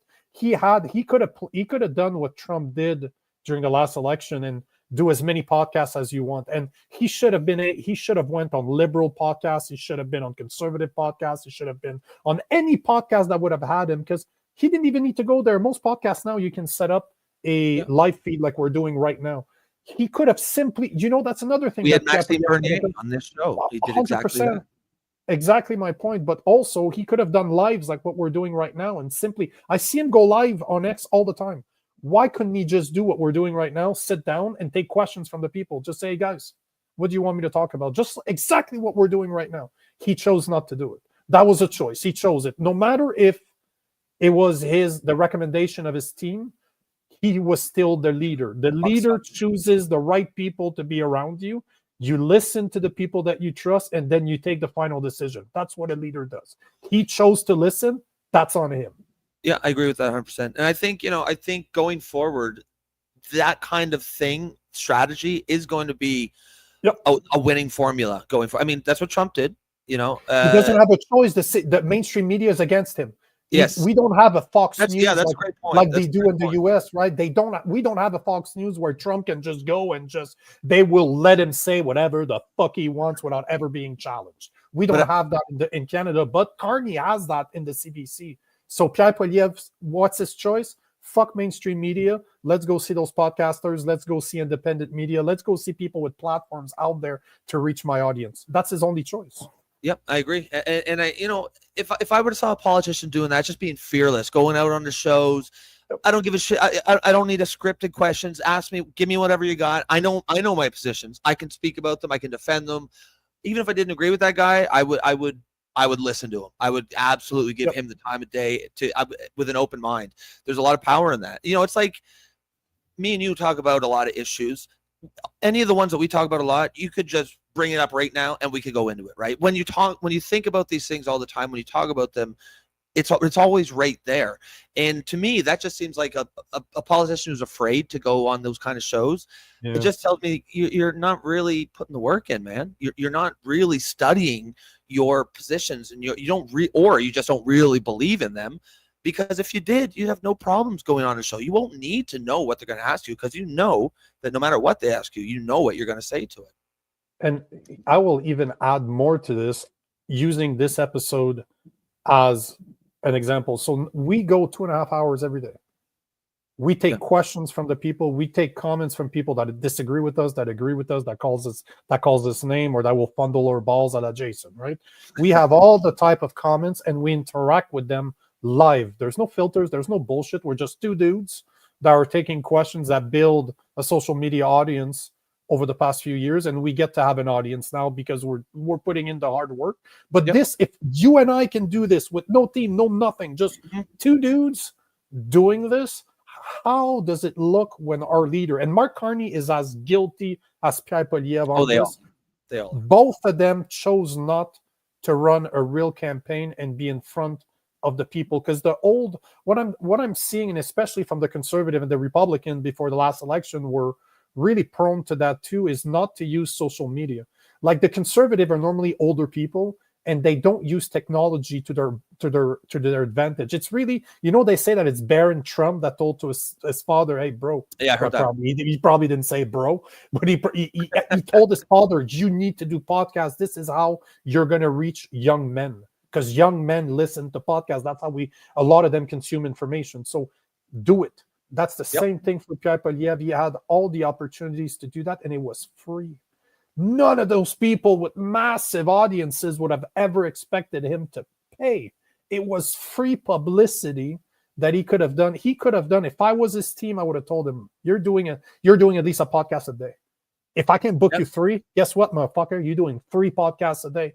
I don't care that they have 2,000 followers or they have 1 million followers. If those guys want to have you, give them 10 minutes of your time. If they have a small audience, that's it. And ask them, just show up, answer the question, and out. Now, the second thing that I want to use from this episode, we messed up. You and I messed up yesterday when we said that the Bloc Quebecois had a big swinging dig, that they were the biggest winner in this election. We were wrong.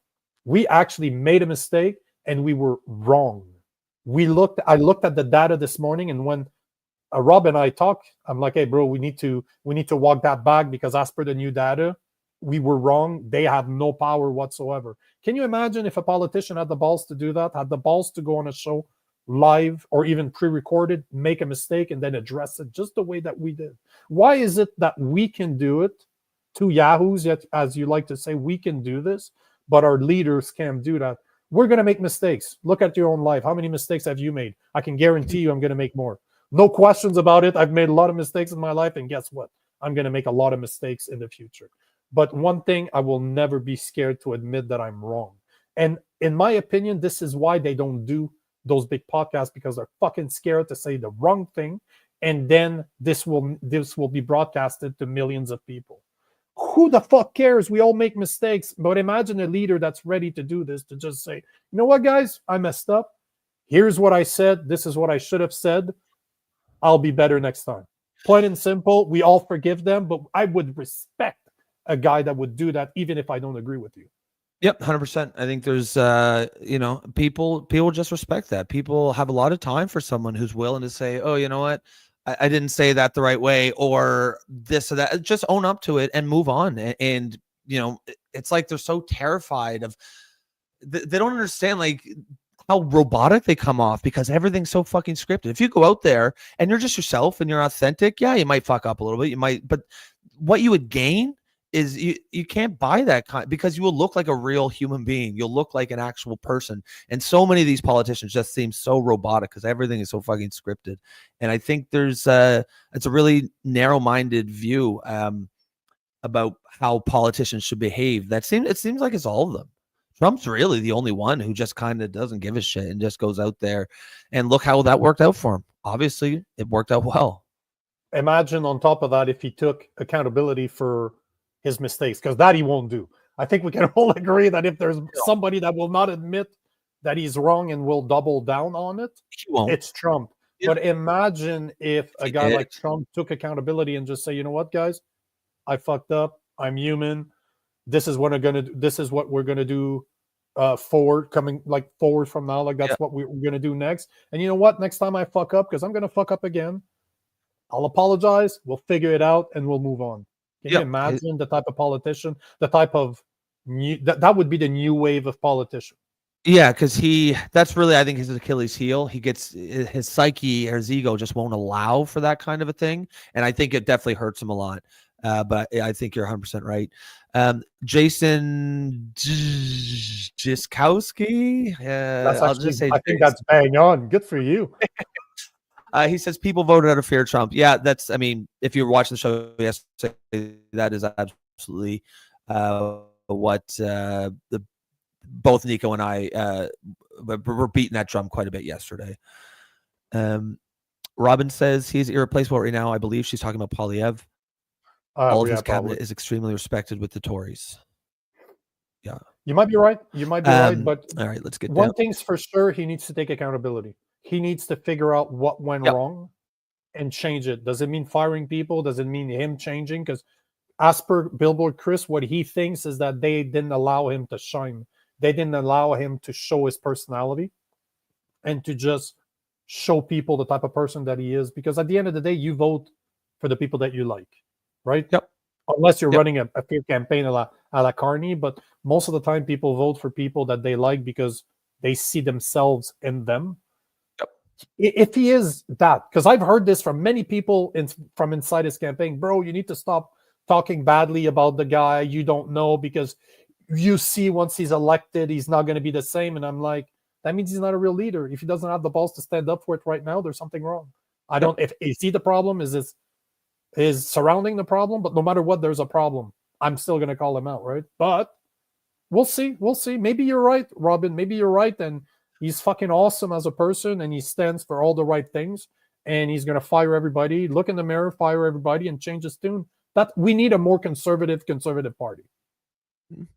That's fair. Sylvie says Poilievre is a weak leader. I don't feel he's even a leader at all. CPC supporters keep doing mental gymnastics to defend him. He should step down. So that sentiment's also out there too. That's basically what I'm saying. That's basically what I'm saying. Like, he needs to take accountability. I think Sylvie, I think I can speak for Sylvie. That's basically it. You need to agree that you made a mistake. Yeah, exactly. And the thing when we're discussing these sort of things, there really is no right or wrong answer. It's just your how you feel about it. But that's sort of what makes these debates interesting. That's a good point, because no, I'm pointing at you as in I agree with you, because this is not a reporter show. This is not we are not journalists. Yes, we're not fucking journalists. We're gonna get our facts right. But we will report the news, but we're fucking commentators first and foremost. I will never claim to be a journalist. Never associate myself with being a reporter. I am a commentator. So yes, those are opinions. But this is the whole point, right? Is to be able to share our opinions with you guys, see what you guys think, and debate from there. Try to have a fucking discussion between the left and the right. That's the whole point of the show, right? Absolutely right. We're trying to provide a model for how our politicians could do it if they ever pulled their heads out of their asses. Wise guys says, ding, ding, ding, ding, ding, ding. Wise guy says, Ontarians who voted Ford voted lesser of two evils. He is hated here. Yeah, I don't get the vibe that he's all that popular in Ontario either. But he's bang on. It's lesser of two evils. I couldn't agree with you more. They voted against the Liberals. Yes, correct. 100%. I mean, that's how I voted against the Liberals. On the federal level, it was no different in Ontario on the Ontario level, right? Yeah. Who did Doug Ford go against? Do you remember or no? But there's a beautiful thing called the internet. Oh yeah, fuck yeah. We're supposed we're on it. Robin says, well, his brother was a cocaine head. And Wise Guy says we haven't forgotten his pandemic behavior. Talking about Doug Ford. And Joe Stradamus. Really, Joe, you didn't know this? Today I learned that Doug and Rob Ford were brothers. That explains so much. Really? They have the same 4-letter last name. They look the same. They're both they both love sucking on the glass dick. But they're both fat white guys that look like they're uncles of some, like they look weird. Like those two guys are creepy as shit. Yeah, they're pretty. I honestly I don't get it. I don't really get the whole Doug and Rob Ford thing. Shem says Trump helped liberals win an election. It was certainly a factor. There's no doubt. You can't. I mean, that's just to deny that is just to stick your head in the sand. I guess.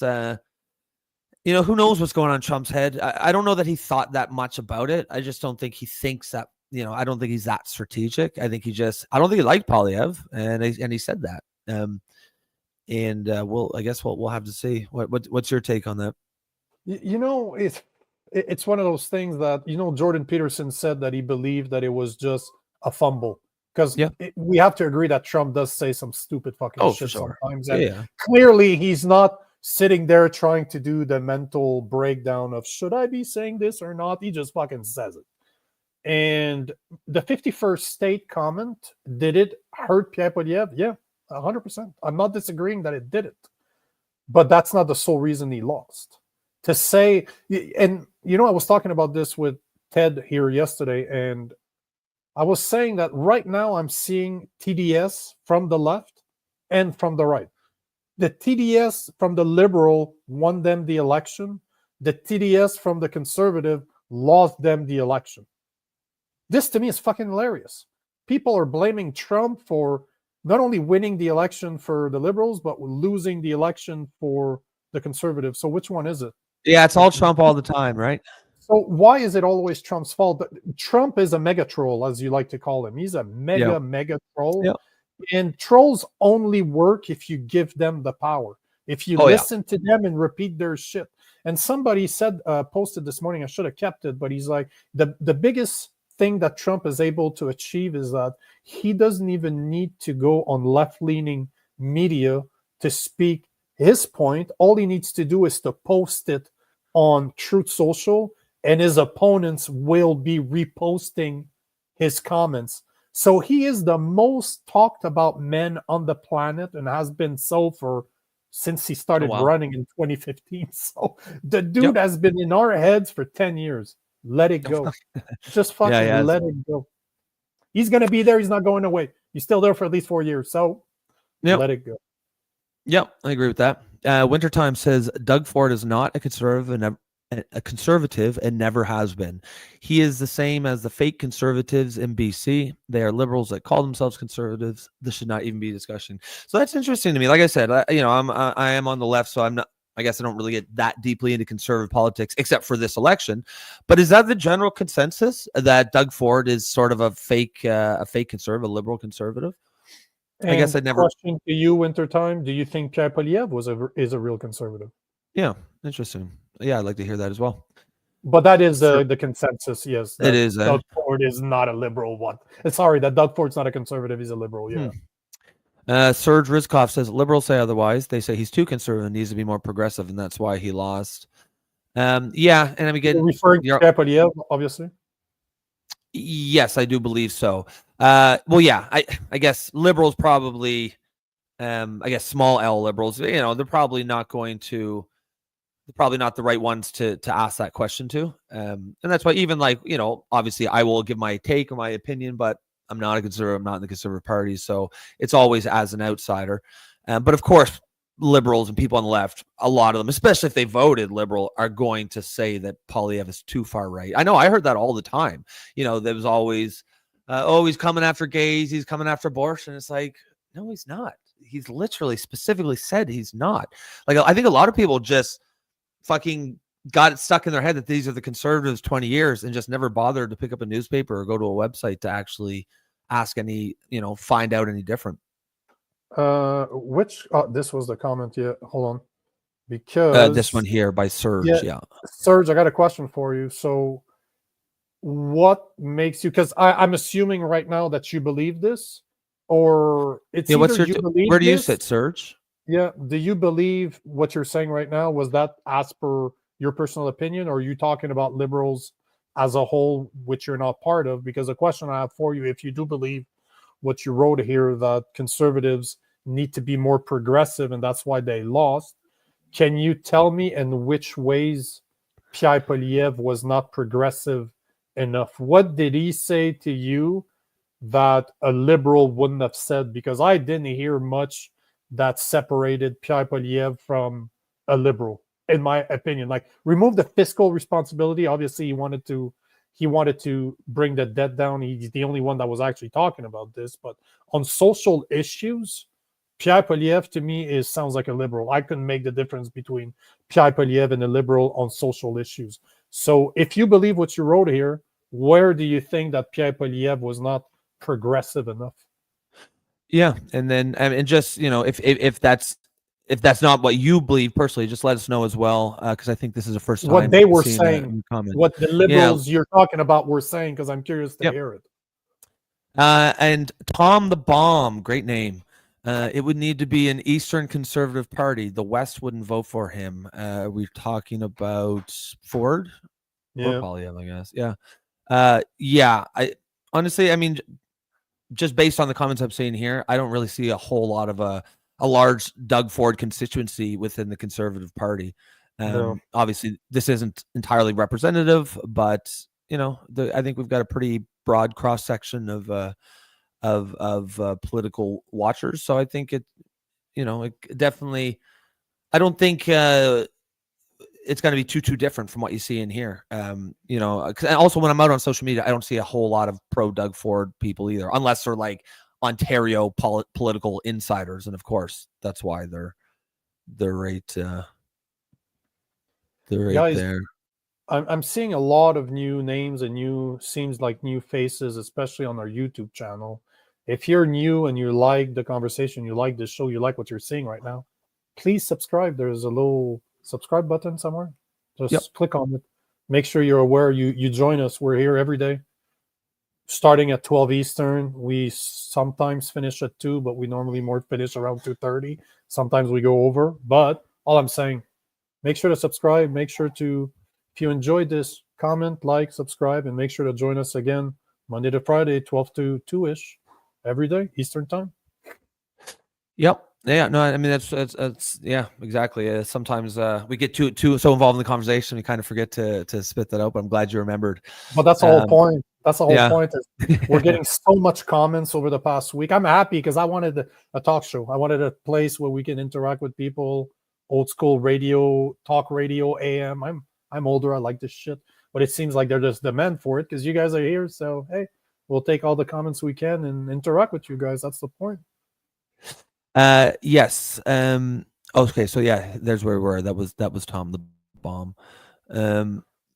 Subdog says here.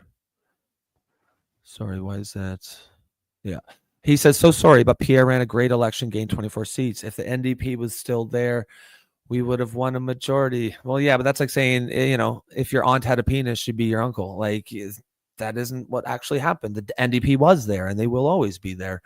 I think I definitely understand people who just like Poilievre, who want him to stay on. I don't know that I understand thinking he ran a great election. I think the 24 seats were people like me, people who didn't like Poilievre that much, who didn't think he really won our vote, but were just so disgusted by the Liberals' performance over the last 10 years that we voted for him. I voted against the Liberal Party. Yeah, basically exactly. I definitely did not see him run a great campaign. To be honest, I thought he ran a bit of a lazy campaign. I thought he could have done a lot more. What made it great, Subdog? Yeah. What do you think? Because at the end of the day, this is the whole point. The conversation. So please, not saying you're wrong. Not saying you're wrong. That's just how I see it. Be precise in your comment. Like, why do you think he ran a great election? I'm curious to know because I don't see it. I agree with Rob on that one, 100%. But why do you think that he ran a great campaign? What made his campaign great? Yeah. Now, if you're the evidence is that he gained 24 seats, again, I'm not sure that would be necessarily evidence of that. I think it's it's an argument. Yeah, it's not. Yeah, I mean, you certainly can make that case. If you gain 24 seats without knowing anything else, a great campaign. I don't think. I definitely. I don't think it's a crazy opinion or anything. What you're saying, I just I don't necessarily see it that way. But I would like to, as Nico said, I would like to hear specifically what you did like about that. Because is it Pierre Poilievre that gained those 24 seats, or is it again like people like you that voted against the Liberal, and no matter who would have been at the party as the party leader, they would have gained those? It's just, is this because of Pierre Poilievre, or is it because people are disgusted with the Liberal Party? Yeah, exactly. Or put another way, I think if he actually ran a great campaign, he probably would have won a lot more than 24. He probably would have won 35 or maybe 40 or however many were out there. And I don't know which one is right. I'm not claiming to know the answer. This is all about your opinion and ours. So I'm curious to see what you think. Yep, I agree. Joe Stradamus says, looking at it from that perspective, nobody owns real estate in the U.S. either. You spend 50 to 30 years or 15 to 40 years paying off a mortgage, and they will still come and repossess it if you skip your property tax. Yep. Yeah, I've heard it said that people who have a paid off house, they basically get discounted rent. And it's hard not to argue. Most of them are paying $800 a month in property tax. So, yeah, it's hard to argue with that. It's even worse because you see that there's a lot of states that will have a lower income tax, But Yep. where they really go get you is on the property tax. So yes, you pay less taxes to the government directly off your paycheck, but you pay more when you have a house because you need to pay your property taxes. So it's Yeah. we're all getting fucked, no matter how Yeah, you yeah, yeah. split. The Well, the government you'll own sticks nothing. that they will. You'll Yep, own nothing, and you'll like yep, yeah, it. and you'll We're say fucked. thank you. We're so fucked. Erin Murphy, I like this. She says, this has nothing to do with the topic, but I just want to say thank you, Nico, for using less annoying headphones and mic today. Nico is he is out in BC, so he's kind of in a temporary. When you heading back to Quebec? Is it the weekend? Today. But the worst Okay. part is that since my camera, I'm losing my laptop camera. It's just to show you, Oh, like shit. I have. This is all equipment that's sitting there. I have cameras upon microphones, but I did not bring my. This is not my normal setup. Like I normally have an actual studio I record in. Yeah. But unfortunately, my real stuff is all at home, and I'm sitting here with an iPhone headphone that I took from my girlfriend, from my wife before I left. I don't even own a fucking iPhone. Your So- normal setup, you've got all those books that you never actually read, but you just put them there to make it look smart. Bro, Gotta it's a lot fucking- better than having a random dude in a kayak there. So see, you didn't even know what's behind you, you jackass. It's actually my girlfriend when she was in high school. She was a competitive rower. What's his name? What's his name? What's his name? Oops.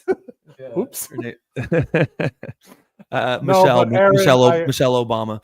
Oh, big mud. Yeah. I apologize, Aaron. Yeah, I was trying to use other headphones yesterday, and yeah, but No, you'll be back to tomorrow. normal tomorrow. But thanks, Um, Aaron, for hurting my feelings. Thanks for the comments, Aaron. You can rip on Nico as much as you like. Of course. Robin says, but Pierre had no problem with the online people. He lost to the mainstream watchers. Boomers I talked to did not want to give online platforms any time in the day. I mean, to be fair, what we're talking about, he should have gone on podcast. That would not have swayed the boomer vote. So it's not a bad point. That's a good point, Robin. But at the same time, it was never about. This is a great comment, by the way, Robin, because you're reminding me that one of the problems with Pierre Poilievre's campaign is that he tried to go get the boomer vote, which that's a mistake he would have never gotten. If there's one thing I've learned over 4 years of content creating and being able to create a massive audience is that a lot of people will never agree with me, and there's no point trying to make them agree with me because they never will. So you're wasting your time trying to convince people that will never like you. And the boomers will never like Pierre Poilievre because they're scared of Donald Trump. Once that sentiment was installed, there was no point going after them. But how many people out there were conservatives like me that did not see him as a real conservative? Same people, the people he should have went after is his base, people like me, and people like Rob that were tired of the Liberal Party. Yep. And those people are below 65 years of age. So those are the people that listen to podcasts, because if you look at statistics, the last time I checked, it was 36 or 37% of voter age Canadian have listened to at least one podcast in the past month. And I guarantee you that in election season, people are watching more content. They're being bombarded with that information, even though they don't even want it. They're going to see some election coverage. So no matter what, he should have done everything he can. It was free, cost them nothing except a bit of time. And he probably had hundreds of requests already lining up that he wouldn't have need to do anything except just accept, set it up, show up, and leave. Yep. Yeah. I mean, I can't disagree with anything that you're saying. We're going to take Teresa's comment in here in a second, because I love this comment. I was just reading that here, but I just want to say thank you to Dave B, as well as Nick, for being our two newest members. So your interdiction there a few seconds ago helped out. Nice. Good. What did I say again? Always thinking. Well, you mentioned that to support us by becoming new members, that's something they can do. And then we got a beer, buy us a coffee. Yeah, I agree. Buy us a beer. Yeah, exactly. And yeah, again, guys, you know, if you were watching the show even as recently as a week ago, we were able to take every single comment, but we've got a ton of new viewers lately, and obviously that's a great thing. But that's why we're introducing the membership levels. It is a way to support us, and hopefully we can invest back in the show and just make it even better quality. But it also Buy me a will real give microphone, better headphones. yeah, yeah, buy me a mic. But it will also give you guys priority comments. Well, I was going to take the members' comments first. Now, with that said, I do want to get to this comment because I really loved this one. Therese says, come on, the Canadians, it's not the politicians, it's us as a people. Say what you mean what you say. Don't always agree with you guys, but find the no bullshit conversation awesome. And I love that because that is exactly what we're trying to do. We do not care if people agree with us. We love it. Disagree all you want. You know, just disagree. Send in the comments. Tell us why, and we'll do exactly what we're doing. We're going to engage, and we love to see it. And but this is where we disagree. I care so much that I want to talk to people that disagrees with me. This is why I do it, because I care so much. Because if I didn't care, I wouldn't do this. So careful. Yeah. We care. Don't say you don't. Well, I mean, we're not going to be upset. We're not going to be upset if you disagree with us. Is what I mean. No, you're not going to hurt. You're not going to hurt Robbie's feelings. No. That might though. But and also, yeah, no, we've been banging this drum for a while too. Like there's such a thirst out there among the electorate for politicians who just fucking, like you said, say what you mean and mean what you say. Stop trying to triangulate every single statement that you make based on the latest focus groups and what's not going to offend this group or that group. Just fucking talk. In some ways, like Trump or hate him, that's a superpower, man. And it cuts through a lot of bullshit. And I think that's a huge reason why he got elected. And I really wish a lot of these modern politicians would get that idea in their head is people will forgive you if you make a mistake. But what they're really sick of is just politicians just politicking, doing what they've been doing for decades, just coming across as fake and robotic.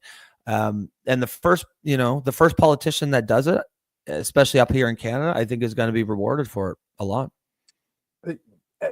Again, I would respect it. I might not like you. I might not like what you stand for, but goddamn, I would respect you. If you have the balls 100%. To say what you mean what you say, and stand by it, good for you. That is the number one trait of a leader. Love him, hate him. At least I could respect you. 100%. And like I said, like maybe I don't agree with you, but if I perceive you as that kind of guy, I'm always going to listen to you for sure. Because I will. When I hear a guy like I won't even single any specific politician out, just all of them.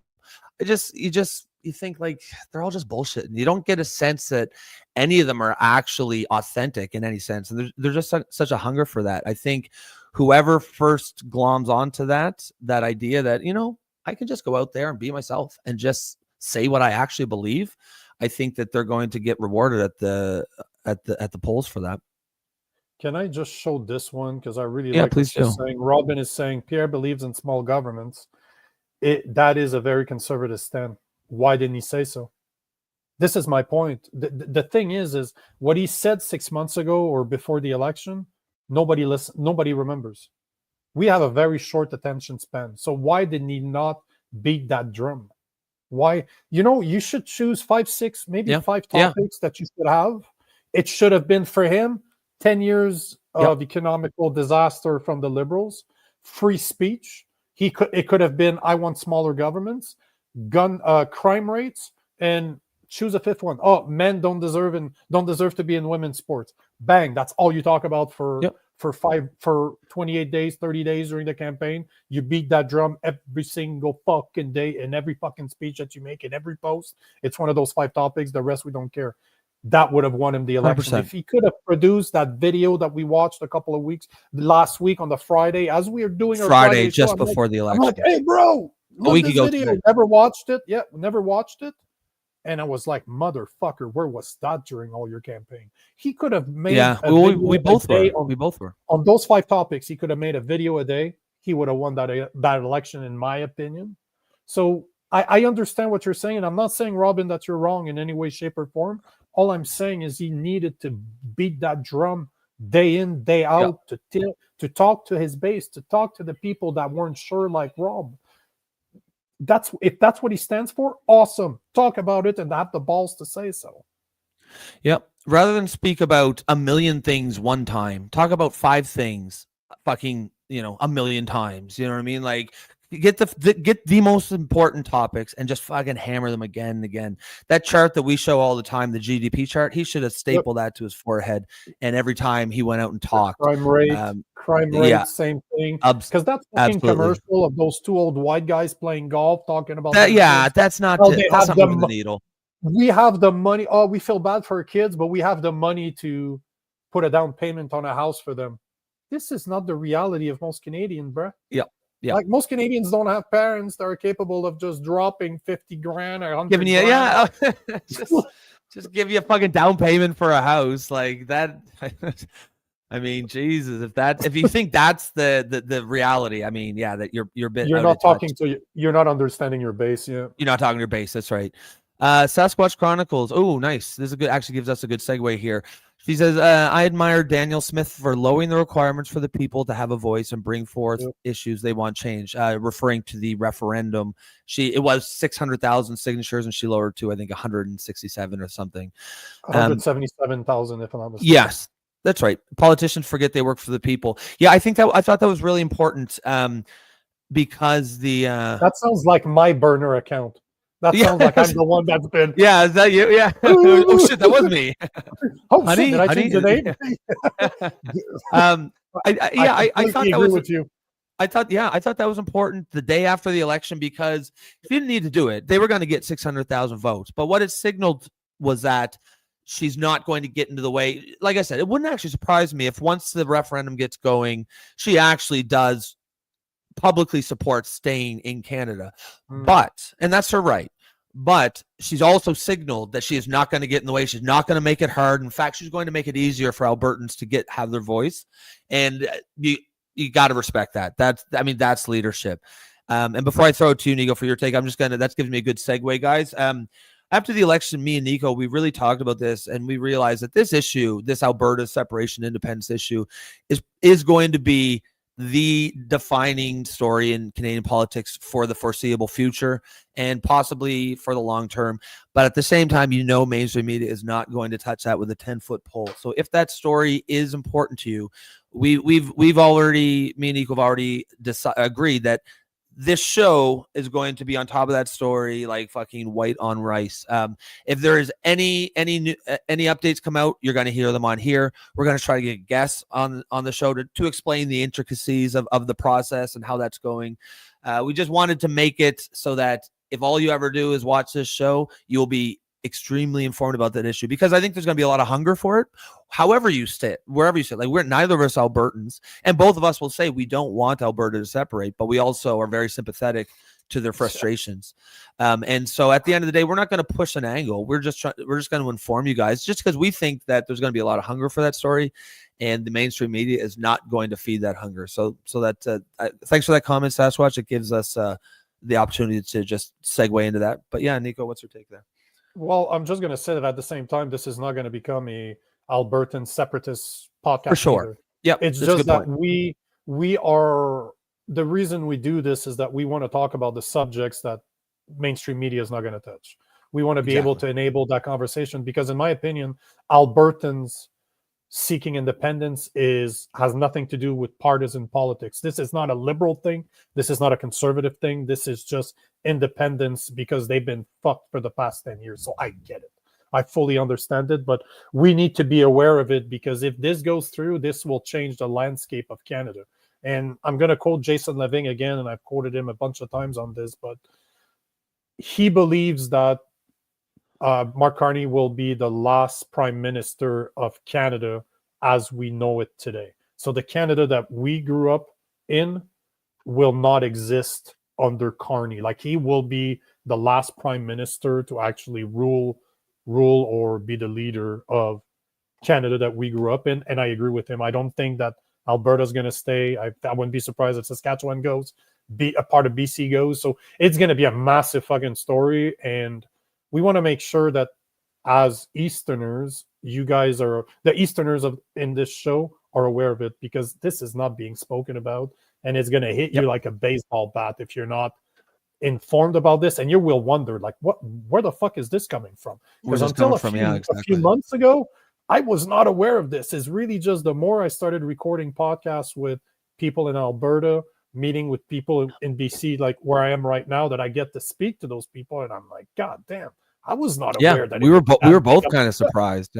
Yeah, and but to the Albertans out there, I got to give it to you. I'm very fucking surprised that you guys have been that patient with the rest of Canada, considering that this has been going on for 10 years. Like, 100%. I'm very impressed by that, but we will definitely make sure that we keep you guys aware and we bring it up so that we can talk, because I'm curious to know what you guys think about the Albertan independence too. So that subject's not going away. We're not a podcast based on this either. Yeah, that's a good clarification. Yeah, we need to make sure to just that we need to cover, if we're going to create a space where people can have those conversations, we need to make sure that we address the hard subjects, and that's going to be one, no questions about it. 100%. Yeah, but that's a good clarification, because it's not that we're going to become a Alberta separatist podcast. Two Easterners. Yeah. Jesus Christ. It is just that we're going to make sure to cover it in a way that certainly the mainstream media is not going to, and probably not that many podcasts are going to either. So, so if that is important to you, make sure you are going to want to subscribe here or follow us if you're coming from X. Sub Cuz says just subscribed. Appreciate that. Sup. We and David D66 glad subscribed. Appreciate that as well. Make sure you do, since we're talking about this, if you like the show, because we're almost at the end of the show, but we're very bad at this. So I think we're getting better at actually asking people to subscribe. So if you guys are on X, make sure to like, make sure to comment, reshare the stream. If you're on X, you have that capability. That helps. That makes a world of difference if you reshare this stream. If you're on YouTube, even if you're on X, you should go on YouTube and subscribe on our YouTube channel as well. But add the Poilievre Orphans on YouTube. If this is your first time watching, you like what you see, subscribe. If you don't like what you see and you want to complain, subscribe, because we will still take your comments. So whatever, if you found interest in here, please subscribe.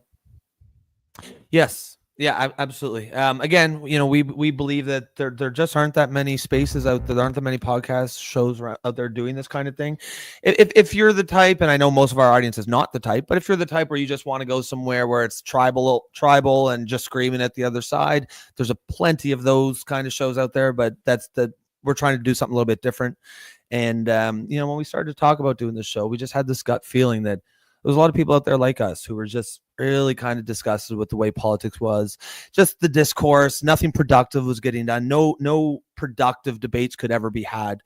And it's pretty validating to see that we were correct, that there is a lot of people out there who are, in that same boat, who do want that place there. And if all you've ever seen is this episode, you've already seen it a few times where there have been debates, but disagreements, but it's productive, right? And that's all we're trying to do.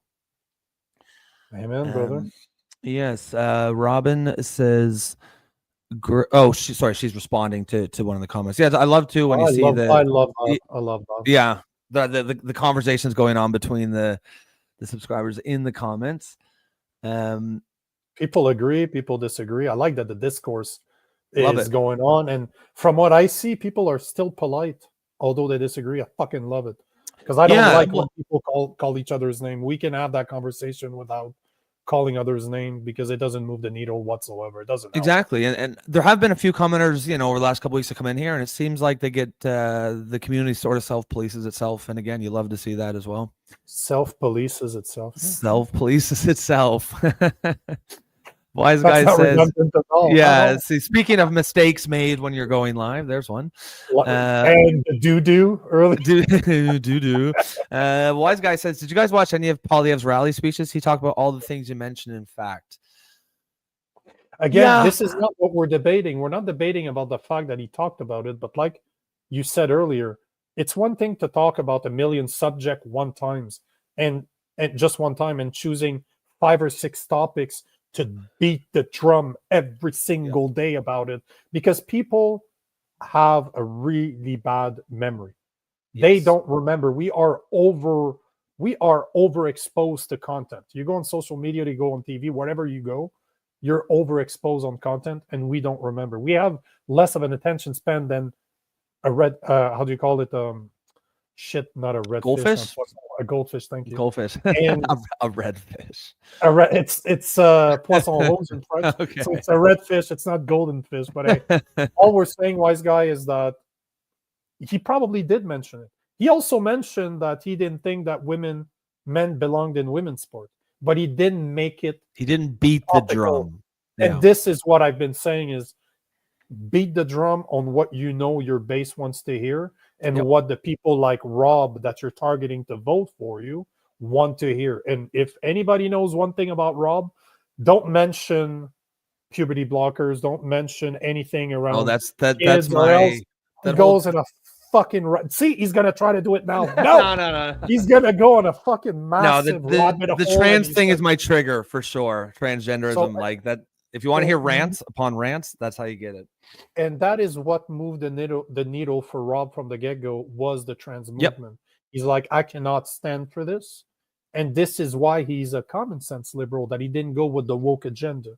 So this is my point. He could have beat that drum. He wouldn't have never lost any voters from his side. 100%. The boomers would have disagreed. The woke mob would have disagreed. But who fucking cares? They disagree with him no matter what. He would have gained guys like you to show up to say, oh shit, he's against that. Now I feel good about voting against the liberal because I can agree with what that guy's saying, even though I might not agree with everything. So this is what I meant, wise guy. But again, discourse. Love it. Yep. No. Yeah, absolutely. There's not, everyone's going to see things a little bit differently. And that's, one of the beauties of this show is that we can respectfully give our perspectives. And I think it allows us all to see other perspectives. Because when you're not going on the attack, when you're not being a troll, or put another way, when someone does come in and with that kind of discourse, it just immediately puts everyone's back up. No one's in a productive mindset or mood. When you kind of have this kind of discourse, you actually can see where people are coming from. It just seems so much more productive. And I couldn't be happier with how the community around this show is shaping up, because it's basically exactly how we wanted it to go when we started this show.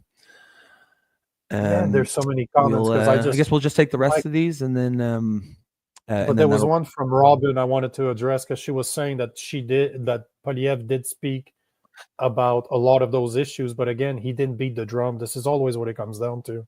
It's just beat that drum, beat that drum, beat that drum.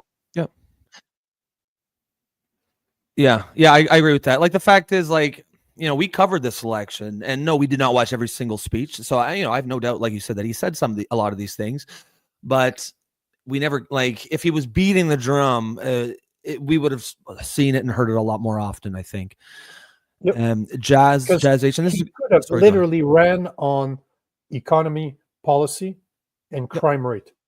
That's it. Show that crime rate chart that I've shown 10 times on this show up to now. Show that GDP that you showed 100 times, but 20 times at least on this show, and then say that he's going to fix this. Just show that the liberals are responsible for doing this, and it was not like that under a conservative government. And you, as the conservative leader, will make it even better. You will make sure that this is no longer a problem. He could have literally ran on those two issues and only talk about that at every single fucking rally, make videos about this every day, post about this, and make this his two problems to run on. That would have been done. Add the trans to this. I think if he would have ran on these three, he would have probably changed the whole sound of his campaign. But that's the whole thing. vibe. You're right. If you're talking about 30, 40, 50, 60 different topics that you're going to do, people cannot remember. We do this for hours a day, but we have to listen to Carney. We have to listen to Pierre Poilievre. We have to listen to other parties too. So any informed voters is doing the work that we've done with a lot less time. Like, they don't spend as much time as we do. And we can't even see that from Pierre Poilievre. So whose fault is it? Is it for us for not watching every minute of every single speech he's ever made? Or is it him that did not beat the drum enough on those specific issues that most Canadians talk? Every single issue there, Canadians care. No matter if they're for Pierre Poilievre or against Pierre Poilievre, they care. They had an opinion on it, and that's what he should have talked about.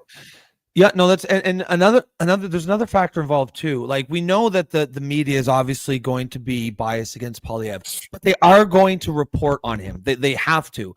If you give them a million things to talk about, they'll pick and choose what they report. If you only ever talk about 3 things or maybe 4 things and beat that again and again and again, they have no choice but to talk about it. And imagine CBC or CTV constantly talking about the last 10 years of economic performance or the crime rates, because I never heard one of those things from the media.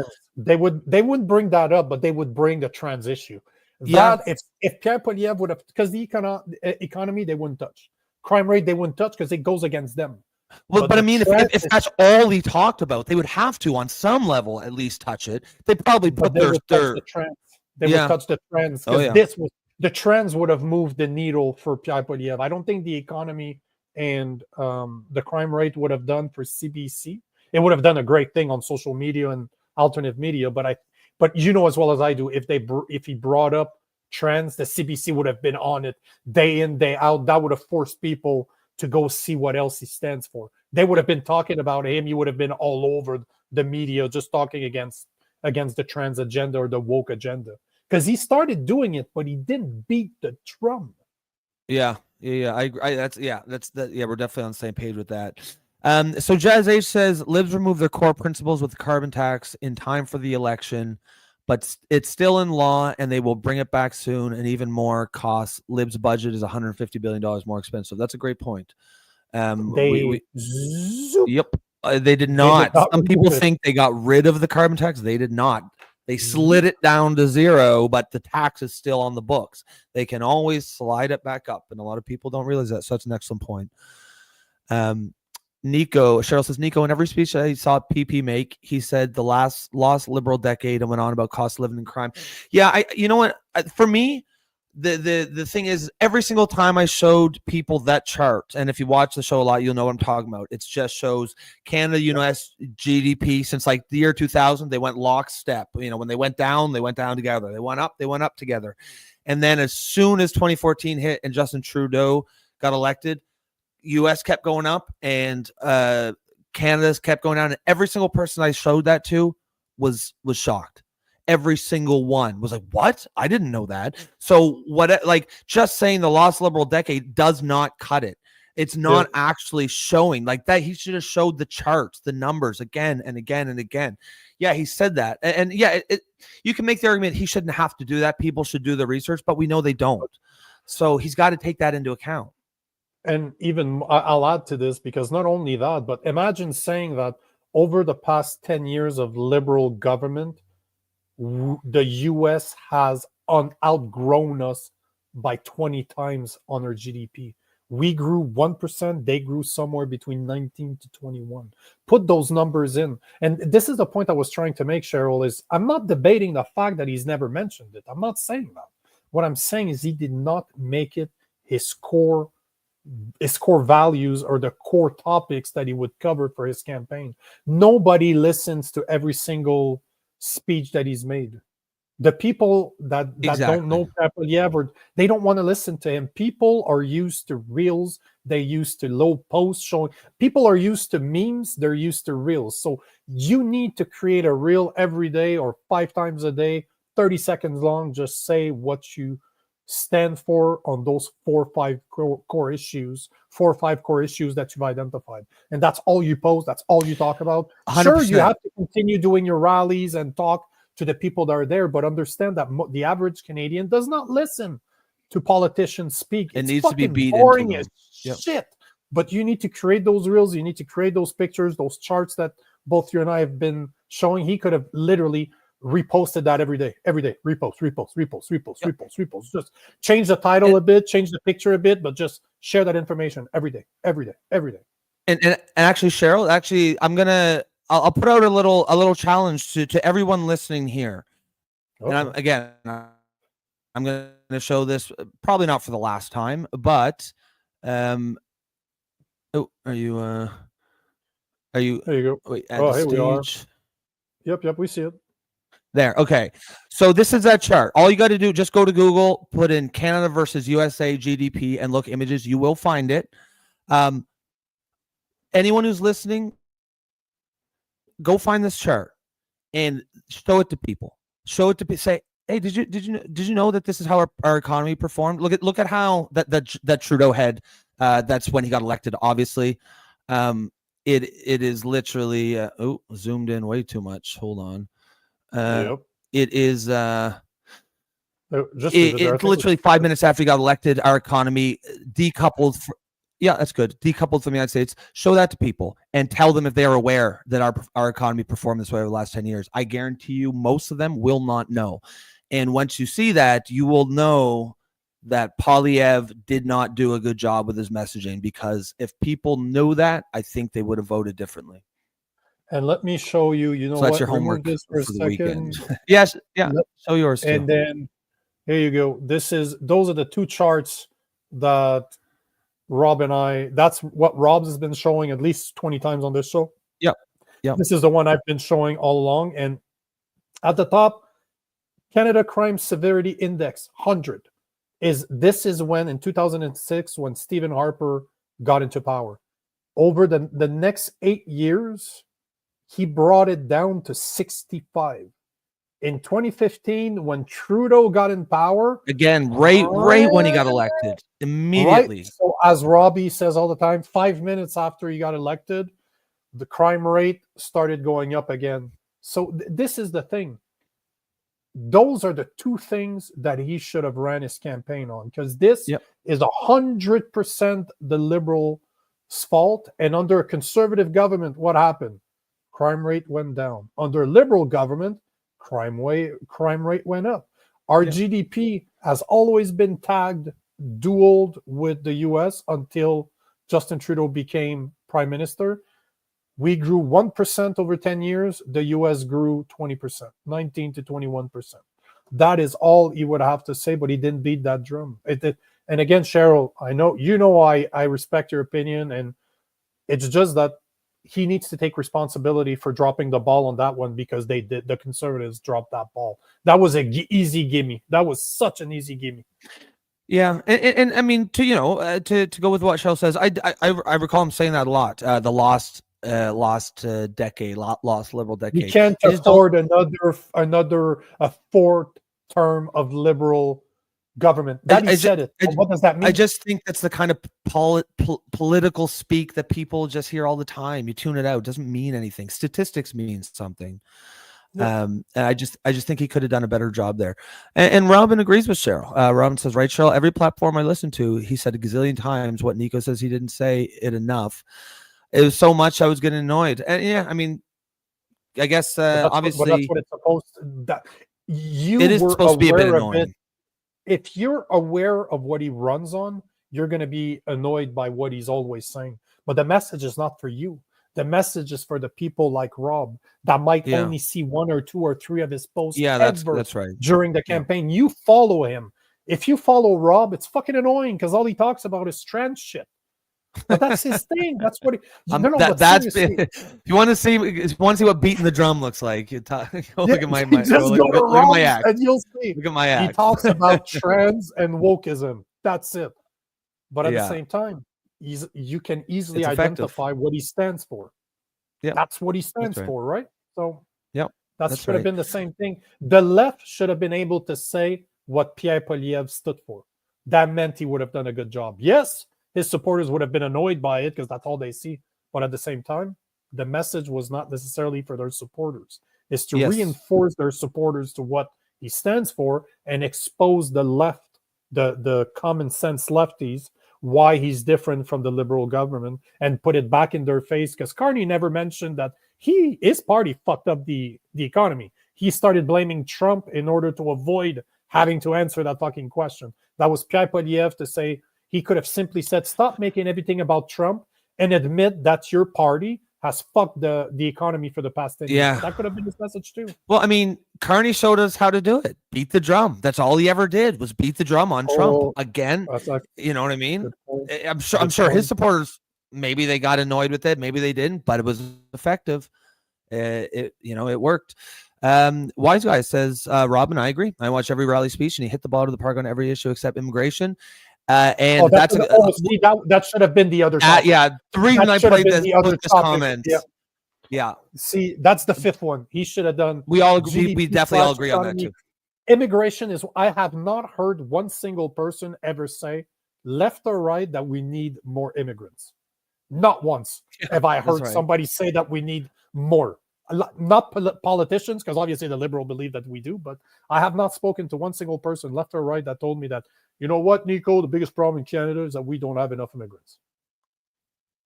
And just Robin, I'll just play this now because it is a continuation of that. Robin is responding to Wise Guy saying, yes, Wise, because he doesn't blame the immigrants, he blames the open borders and cut in our immigration policy. Well, yeah, I mean, I don't think we blame I certainly don't blame the immigrants either. They're just taking advantage of a system that benefits them. But I didn't see him talking about open borders either or immigration policy. I didn't see him talking about it at all. And they didn't talk about it at the debate either. And that's obviously not Poilievre's That's the fault. one topic they avoided, Yeah. Which, I mean, again, if CBC is avoiding it, that's probably a sign you should be out there banging the drum. But, I like this debate, this discussion, right? We're obviously going to see things a little bit differently. Yeah, I think we're at we're about 2.5 hours in, guys. I think that'll probably a good it's probably a good spot to stop. This could go for. I was going to say take 5-6 hours. Yeah, because if we don't stop, we never will. And there's definitely we want you guys to come back tomorrow so that we can continue talking about this. Yes, we don't want to. Yeah, got always leave them wanting more, right? So guys, again, as always, this has been a blast. This has been another great show, and is entirely thanks to you guys. The engagement is, it's as we couldn't ask for anything better for a more engaged audience, and really a more intelligent audience. Literally every single comment that I'm scrolling down here, and unfortunately we're not able to take every single comment anymore because we're getting so many, but everything is just quality. I don't see any sort of nonsense, no trolling. So again, that's a testament to you guys. Again, as we keep saying, this isn't really meant to be a show. We're trying to build a community here, and you guys absolutely you guys absolutely bring a whole lot to the table. Without you guys, this would be nothing. As Wise Guy says, we will take that comment. We'll take that one. Wise Guy says, buy membership, guys. It's the price of a large coffee, and the conversation's awesome. What Wise Guy said. If you think there's value in this show, if you think there's a space for it, that's the best way you can support us, is buy a membership. For the perks of that is you will get your comments prioritized. I think you guys can see on YouTube, you can see all the comments too, so you know what we're looking at here. There's a fucking ton of them. But if you get a membership, we're going to prioritize your comments first and foremost, because we want to give that as a perk to our members, and thanks for supporting us. But mostly it's just because we think that we got something special here, and it is entirely because of you guys that it is special. We keep saying this one story. But I'm going to keep saying it. There was one time we had to do an episode where it wasn't live. We had Billboard Chris on, and it was not. Chris was a great guy, stand-up guy, but the energy was not. It was nothing. It was not there at all. The show is made to be done live, and it is because of you guys. So, again, you could have been anywhere in the world today, but you chose to be here with us, and we will always appreciate that. Both me and Nico cannot express how much we enjoy being here with you. And with that, we will catch you guys tomorrow. Have a great day. We'll see you on Friday. Peace out.